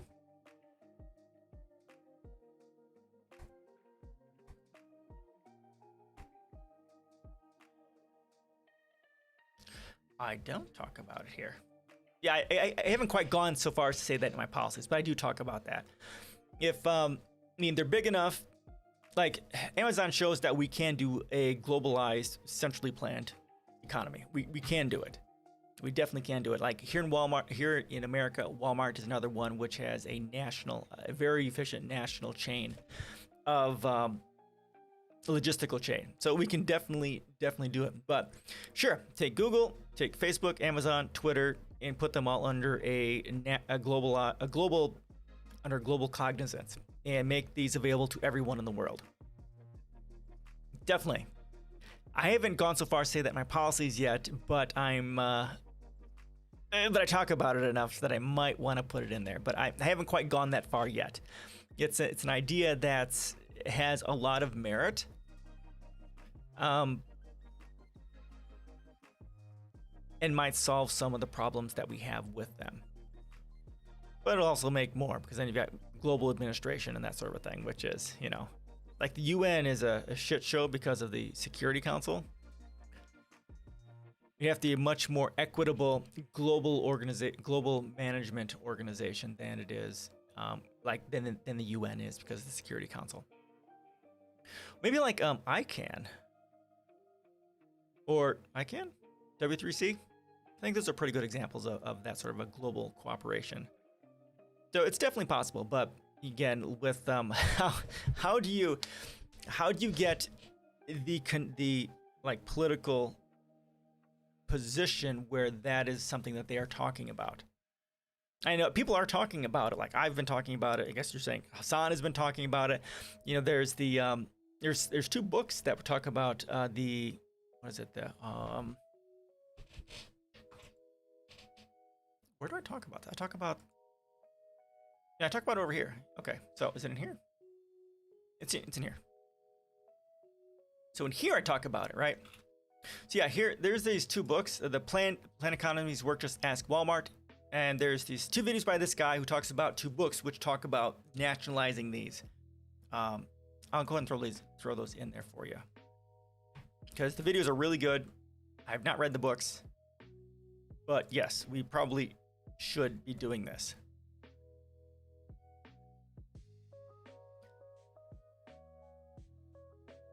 So part of the like a resource-based economy or even communism is, nationalizing, or at least or on a global scale, having all resources of the world as a common heritage to all of humanity. Then you need to manage them somehow, and then Amazon shows it's possible. So we could definitely do that, and there would be such an amazing benefit from globalizing Amazon as a method of getting products everywhere. But if it would actually overtake all industries, then the only thing left really would be to figure out how effective way to give the entire study. Right, exactly. Right, so globalizing it is the whole thing. You need to get that organization behind it that is controlled by the entirety of humanity, not just the rich ones, but all of humanity, so that everything that Amazon does benefits all of humanity, and just not the rich countries. Just much like we were talking about in the article, right? The colonization issue of the global north exploiting the global south. The global south needs to have an equal say and an equal consideration in what's going on. Otherwise, there's again, exploitation will happen, and that is highly problematic. So so Amazon could take Amazon delivery at least could take the place. Actually, all of Amazon could take the place of a lot of different national industries, like the U.S. The USPS, not necessarily the Postal Service, but because it's just delivering stuff. Well, it could take place. It could take the place of a lot of stuff, and we could give it more power, like have it take over all the once globalized, take over the stores, because like Walmart, right? Walmart has this amazing logistical chain, but if we have Amazon's logistical chain powering all of the stores in the world, then effectively would take over all the stores as well. Yeah, it would be this spider that would take over so many different things on a global scale, and it would be globally managed, and it would be very, very efficient, and it would be some very good things out of it. Although, by doing that, there may be a lot of businesses that may be losing jobs, a lot of people who may be losing jobs because of the level of efficiency that is found within Amazon, especially as a globalized organization. Let's start talking about something like this on this larger scale. We're talking about pretty much needing a UBI or something like that to make sure that people who are losing their jobs and so on still have a way of living. We can look at universal basic services as a concept if you implement something like this, so that people have housing, food, internet, transportation, all that sort of stuff. How to effectively give the entire same. Yeah, so it's a big question with big ramifications. That's why I haven't actually put that in my policies, because it is a huge thing with massive ramifications. Nationalizing Amazon and Facebook and Google,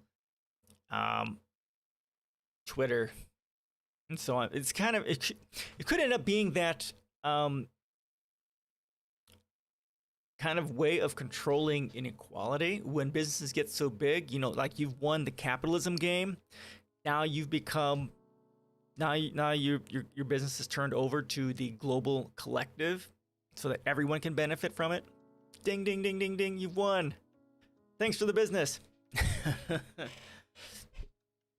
It might be one way to approach it, because that's one way of getting rid of millionaires and billionaires, by turning it over to the globalized human civilization for its ownership and management. You've got too much, let us expropriate your wealth from you. Yeah, definitely. Yeah, there we go.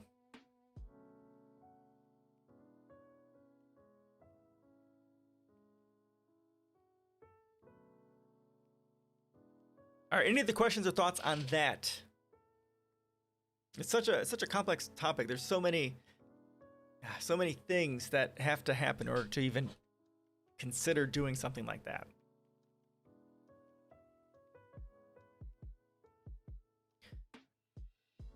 Probably have time for one more.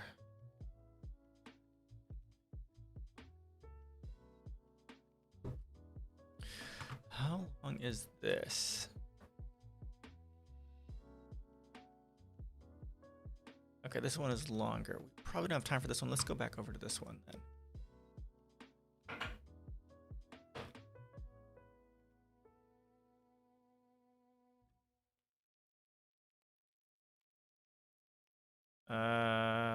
This one's not so bad. All right, we'll go through this one.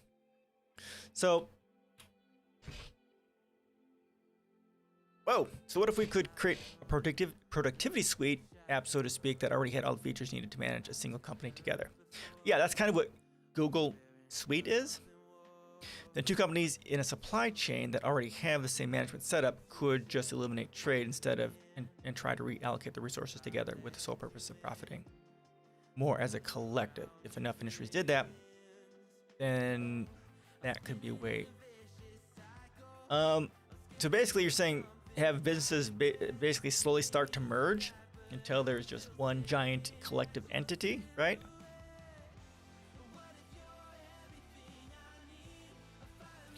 Now, the issue with that sort of a concept is within capitalism, there's no incentive to do that, because competition is how you exploit others and maintain your profit and your competitive edge. Sure, if you had businesses that were had values that mattered, sure, it could be. Yeah, exactly. Getting citizens involved in the management, and that can't happen directly without basically the city or state or nation taking it over. There's depending on what you mean by that, is there's like employee-owned businesses or co-ops. And that is a part of my policies. I say at a very minimum, all businesses should be by default unionized, and then ideally employee owned or co-ops. Now I don't know quite as much. I don't know quite enough to know about either of those as to which one is better and to kind of set what the tiers are, but that's kind of where I'm standing.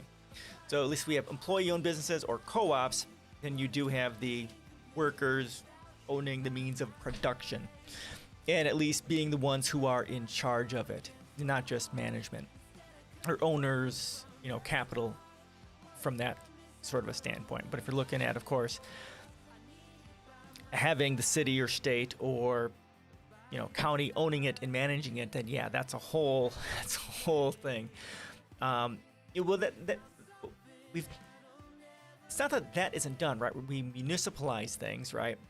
Municipalizing energy, which is something we need to do, and municipal banks is something we need to do, right? It's something that we can do, and we have historically done on occasion. It just requires an incredible amount of political capital in order to make that sort of a thing happen, even on a small scale. Because you have to fight against the entire capital class, which has the money and the resources to have a massive propaganda campaign to help prevent that from happening. Could strike for introducing a common management system, which they could participate in. Oh, it could, sure. Yep, it's highly unlikely, but it definitely could. I mean, that would be awesome. They could strike and say, yeah, turn your company over to us, or well, actually, that would be if they were making that demands, they would just be fired, and then they would find new workers. If the demands were that extreme, I think. It's like, you're not being reasonable, so fuck off. We'll find someone else. But then eventually, if the strike went on and a lot of people did not cross that picket line, right, yeah, then maybe they could do that. Maybe it's possible. Yeah, it's not just right, exactly. As long as there isn't someone else. Yeah, I mean, if it worked out well and the strike worked, and they said, yeah, we are going to be an employee-owned company and a co-op, go fuck yourself in your capital. Maybe that could work. Sure, that'd be pretty cool, actually. Mostly, a lot of unions don't have that vision. They're just trying to get a livable wage and healthcare and whatever else and decent hours, right? Not thinking about, even a larger, more advanced picture. Just, we're all just trying to survive in this shitstorm that's capitalism. Profit sharing should be somehow forced on businesses. They should be able to make an appropriate profit investment, but corporations exploit workers and keep up. Yeah, well, that's true. That's true. And that's something they could do. There's some businesses that do that. They do profit sharing, so that the workers do get a certain number of stock or something like that. Yeah, that's another way of doing it too. Of course, the problem is the unions always set low demands, which is also what we see right now. Well, part of why the demands are low, that's voluntary though. Oh, profit sharing is what you're referring to as voluntary? I mean, with the companies or with the workers? Yeah, part of the why what unions are asking for is so low is because that's, I mean, if that is a thing, I don't necessarily think that's a thing quite so much. They're trying to get, $15 minimum wage. Amazon should be forced to share. Oh, okay. Yeah, that's and that's why I say in my policies, we should strive for something beyond unionization and going to employee-owned and co-ops, which would own that and get to decide where those the profits and stuff went to, and the stocks and stuff like that. But profit sharing is normally done with co-ops, right? Isn't it? I'm not sure. I signed a stream on it yesterday workers almost settle for like $1 wage increase. Yeah. Well, what they have, I mean, in some cases that's what happens, but people still have lives to get to, and eventually the strike has to end, and they have to. I work for business. Oh, okay, sure, yeah. And one of the businesses I'm looking at hoping to work for, they do profit sharing as well. Yep, it can be done. Some businesses do it, some don't. It'd be interesting to force them to do it. I hadn't considered that. Huh. So yeah, I wonder, like, employee-owned businesses and co-ops, if those specifically do end up sharing, do profit sharing. I don't know. It's something I need to look up. Yeah, not all unions settle for just like $1. That's one anecdotal example. There are others that don't settle for just that. It's just about all the politics and the economics involved with people throwing a strike and their families and all the other sort of dealing with all the other exploitive things that the company is doing and trying to get rid of it. It's difficult. It's difficult. It's an unfortunate necessity in this shitstorm we have of a country. Last stream you said specifically no big mansions allowed. Yes. Yep. No McMansions. They are wasteful. No mansions. But should they really not be? Of course not. It's a complete waste of resources, and it's exorbitant. It's anyone having like a family of 4 having 10 bedrooms and like their own tennis court, their own workout place is a waste. No, not even post scarcity. No, that you can't get post scarcity with people of mansions. Post scarcity is all about sustainability, right? I mean, it's not that people won't have spacious living spaces. They'll have spacious living is important, but a lot of those things that you find in mansions will be amenities in a much more communal or shared living environment. You might have your own house, but you're not necessarily going to have your own gym or tennis court on your property. You'll go to the shared gym or something like that, or shared gym, either like for the city or for maybe on your set of floors on a giant arcology. So like maybe 10 floors is kind of like your primary community, and they'll have their own shared everything, so you don't waste the resources. Hear about corporations taking $9 billion in profits in a year. They don't need all that. True statement. They're not going to give it up unless forced to. However, if you tax them, that money will be squandered in the bureaucracy and funneled back. It could be. Yeah, so I don't have my tax thing set up for corporations. I actually don't think it'll necessarily be squandered in the bureaucracy. Now, I mean, there definitely will be some of that because of, greed and stuff like that. But I do have 100% marginal tax rate. I don't say what that's at yet because I don't know where, because every industry is different and the calculations for it is something I don't have time for. But ultimately, any company that makes over a certain amount should have all that taken away with through taxes. So that way they will put it back into the business, either investing in more infrastructure or giving it back to the workers through benefits, education, or whatever else. Ideally, that is the way it should work. Like marginal tax, 100% marginal tax rate everywhere, because no company needs $9 billion, like you're saying. Now, I do make an exception for that when I talk about this, that if like some large company wants to do a massive infrastructure build out, they're going to need a shitload of money for it. So you could go to the IRS and say, hey, or the FEC or whatever would oversee that and say, hey, we want to do this build out for a brand new manufacturing plant somewhere, and it's going to cost us $3 billion. And then you take that and put it into an escrow account with the IRS and say, okay, the money's here, the $3 billion. If you don't spend it on it, okay, maybe they lose it all, or it gets taxed in half, or they can roll it over into another sort of infrastructure program that will, be useful to the business or to productivity or something like that. Except for like some stuff. But what if those mansions were shared or specifically for vac? Well, again, it's a waste of space. I mean, it's like the mansions. No, mansions would go away. Mostly, you might see them as a historical. As something that's, see, this is a mansion from history. See how fucking much of a waste it is, right? You know, the level of living, the quality that we'll be living in a post-scarcity society will be amazing. I mean, sure, there might be some resorts that are maybe they will be a little bit higher in you know, available amenities, but that would be a specific exception to the rule, because wasting stuff isn't what you want to do post-scarcity. I mean, eventually everything is about having fun, right? You might be able to prove that fun given a big mansion isn't as good as the fun given by anything else. Oh, sure. Yeah, like I said, I mean, they might have, again, a historical mansion sitting there that's used for people to stay in just to see what it's like and how ridiculous it is.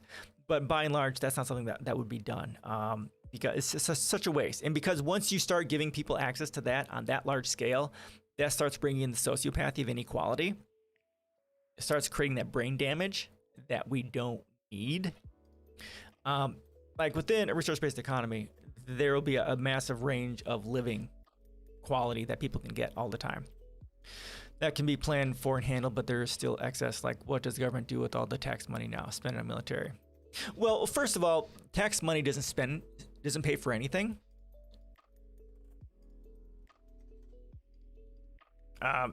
Like we just went over this. If you look at MMT, modern monetary theory, how the actual federal fiscal policy actually works. Tax money does not pay for anything. It goes. It's, you know, historically, tax money has always been burned, and like here in today's world, your money gets taxed and it just gets deleted. That's it. So sure, there's. Yeah, that's just about government priority, what they spend things on. It's just corporate ownership of the government, which results in the United States becoming the largest terrorist organization in the world, and, you know, raping the world at large. That's a values thing that comes from corporate ownership of the government. 100. Well, the primary reason for that is to get rid of the money, to reduce inequality. So you don't have multi-billion-dollar, you know, companies that have so much wasted money sitting there not doing anything of value. My vision of communism, once we don't have such a big struggles anymore, I'd instead focus on doing straight up awesome things like recreating settings from the movies. But see, that would be that'd be a massive waste of resources, wouldn't it? Like when you get into a resource-based economy, you really get. Let me get. It comes down to math, right? How much, like here. Yeah, it'd be a huge way. Something like that you would do virtually. In AR. By that time, you'd have advanced augmented reality and virtual reality, so you could actually see it, you know, through a virtual, maybe even brain implants. So it's really realistic, right?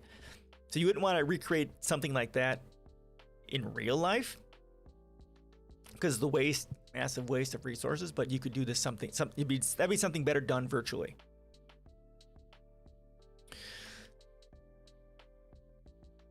Yeah, so wasting things. So like here, when you look at a resource base, I just added some stuff on this. Hold on.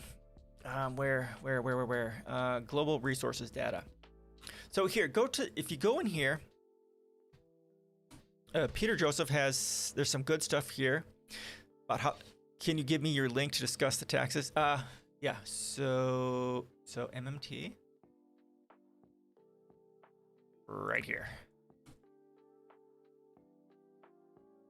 Yeah, you still want to make the world interesting. So the world would still be interesting because people would be doing what they wanted. There would be a lot more art.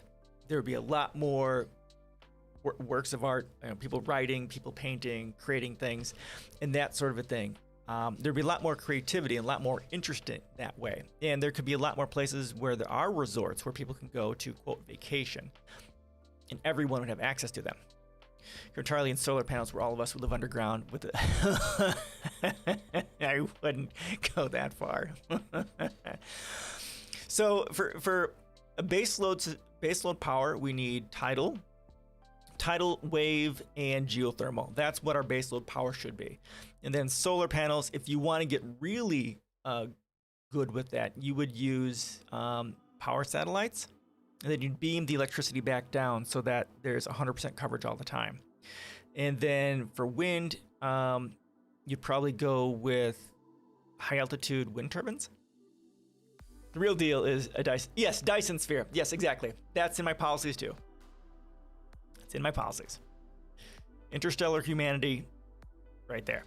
Yeah, exactly. That's exactly the long-term thing. Shift to a K2 civilization, where we have the Dyson swarm around it, and we're using a stealth laser to push our ships, using lasers throughout the entire universe so that we can enable humanity's expansion into the entirety of the galaxy.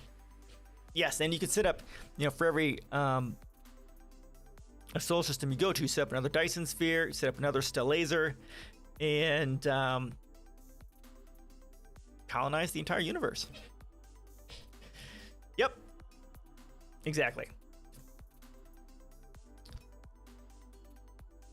Stealth laser. No, stealth laser. I don't talk about that here. Stealth laser. Stellar. Okay, let's show laser. There we go. Stellar laser. So you could create, mining station on the moon and build solar panels on the moon so we can beam power to Earth, to other space stations, to spaceships, and or be used in a stellar laser propulsion system. So yeah, the moon could be the beginning of a stellar laser system and then act as the beginning to get up a Dyson swarm around the sun. Yep, Dyson spheres.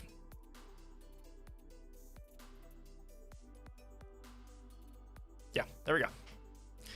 All right.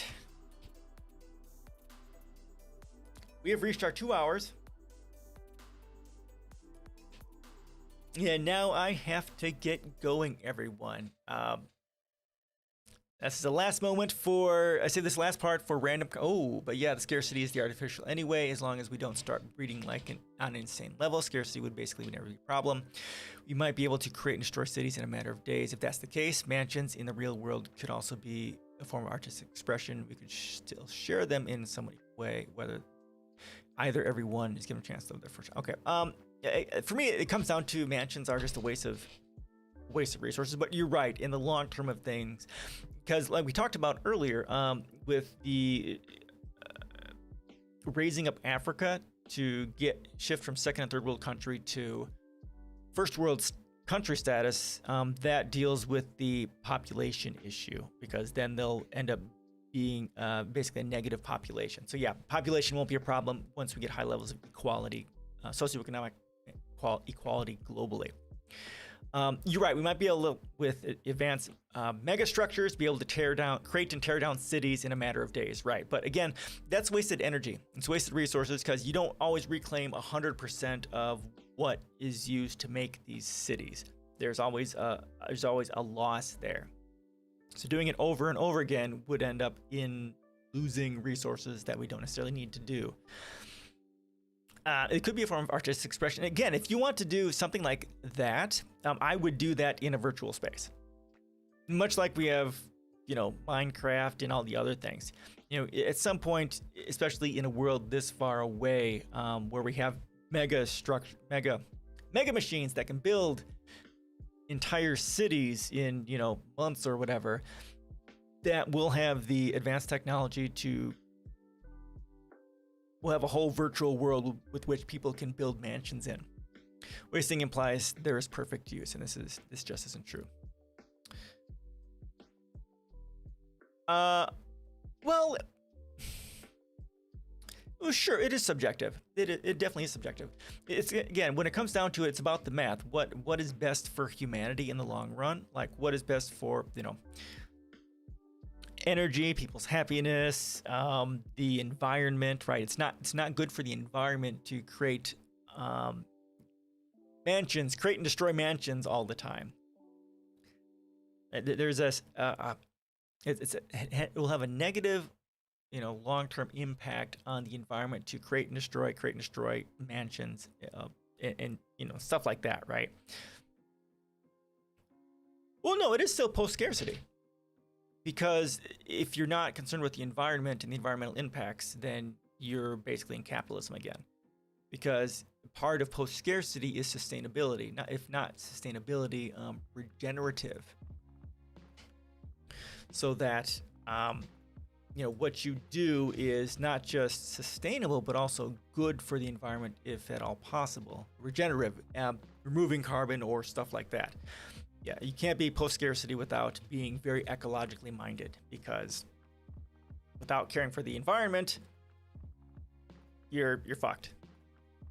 And that's why in my policies here, my 8 philosophical pillars for peace, the top 3 things are interdependence, the most important of my values, and then the interdependence of humanity with the natural world. Sustainability is of the utmost importance right here. Sustainability. I thought about changing this to regenerative, but sustainability is just fine for the basics of the value system, which we should be looking forward for, which we will basically need to usher in a world of post-scarcity. Without this sort of value system, there's no way to get there, because no sustainability, no respect for the natural world, no respect for humanity, and more explicitly, no valuing, reverence, respect for the interdependence of humanity, not only with itself, but with the natural world. Humanity does not exist above the natural world. We exist as a integral part of the natural processes, the ecology, and that sort of a thing. Post-scarcity isn't just making whatever the hell you want. It's making what you want within the limitations of the resources you have and with respect to the natural processes, sustainability, and things of that nature. I guess to some extent, but at some point you'd really just have too much energy too. And energy can be also used to clean up. Yep, exactly right. Yep, and that's one of the things that if we ever unlock fusion will be one of the greatest scientific advancements of our age, because it will enable, oh my God. There's entire videos on this on Science and Futurism with Isaac Arthur that talk about what fusion can unlock. It's just mind-blowing. Right, you can't, or unless you do a Dyson sphere, you can't capture it all. And that's a Dyson sphere most likely is not going to happen because it's so resource intensive. Most likely it'll start with a Dyson sphere, and then you can use a Dyson sphere to create a Kugelblitz, which is an artificial black hole. And then you can use an artificial black hole, which is the most efficient method of creating power. And then we'll just shift from that to, you'd also have to use all, well, you don't have to, of course, but find, at least if you were going to create such efficient methods of energy creation, you definitely want to find use for them. Otherwise, you're just wasting it, which doesn't make sense, which is not sustainable. It's not a good use of resources, right? So yeah, you would only create these energy sources if you had a need for it. Otherwise, it would be a waste. That means there's excess. Exactly right. So right, we wouldn't be creating more energy unless there was a need for it, because that's wasteful of resources, wasteful of energy. Exactly. Again, that's all part of the kind of centralized decentralization. You have that globalized management of resources, which of course energy would be a part of. So we wouldn't be creating new energy for the sake of doing it. Most likely as a process of evolution, we would be tearing down inefficient methods of creating energy that have, outlived their usefulness, and then creating more efficient methods of creating energy to replace them. Yeah. Sustainability is key. Very key to post-scarcity. Okay, all right. Last comments before we call this a day. Thank you guys all for gifting me with your time. I really appreciate it. I really appreciate it. How about that ghoul Joe mentioned? I have not. He's a fucking douchebag. Generally, I don't talk about douchebags like this. He's such a fuck monkey. Like I don't cover Trump at all. I didn't cover any of that. I don't cover these assholes so much, but no, he's a Cinema and Manchin need to have their asses primaried, and as does pretty much every Democrat. They all need to be primaried with some actual progressives so we can do something of value for our country and for humanity at large. Yeah, he wants to cap income for child credit. Well,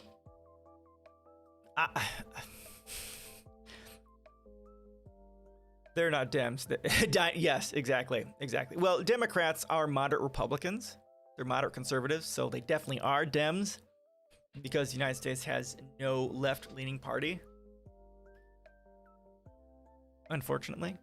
See, I use income caps as well, but for me, it's much more it's much more radical because I have a high minimum wage of $70,000 with the entire point of UBI, or I use progressive basic income as a point to push everyone up to the $75,000 per year marker.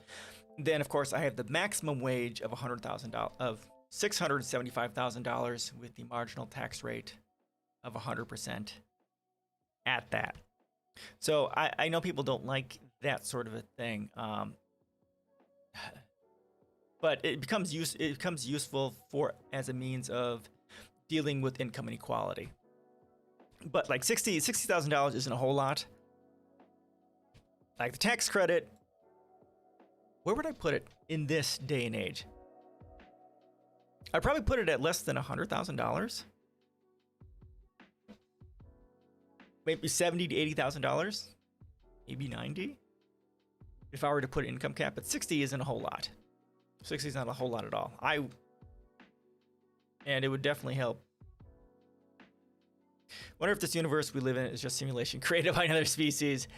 I've heard of the simulation hypothesis is interesting, but it's hard for me to grasp that. I can see it, right? Because the entire universe is just, we're one planet inside this massive swirling bowl or whatever, but it's just we're getting into the fractal thing, which is interesting. It'd be interesting if we could figure that out someday. If we are just a simulation. Break through the matrix. And you were right. That is what is going to happen. We're going to go down in flames. Like in the next 100, by 2100, we're headed for a 4.6 degree increase, which basically means all life on this planet is going to be, well, not life. We could escape, exactly. And then what? And then what? That's real post scarcity. Yep. Getting out of the game and getting in to become a rule maker yourself. Yep.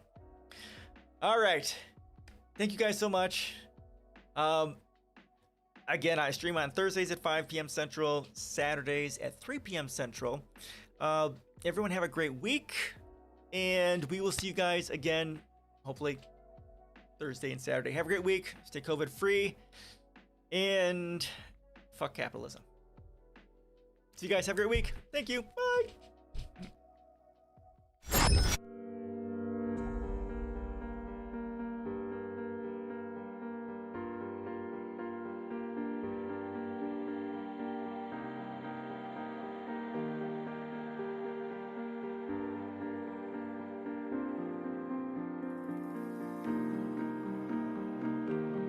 Now it's just me and you. Let's make up all the rules. Count to 10 and watch the stars turn blue. Watch the stars.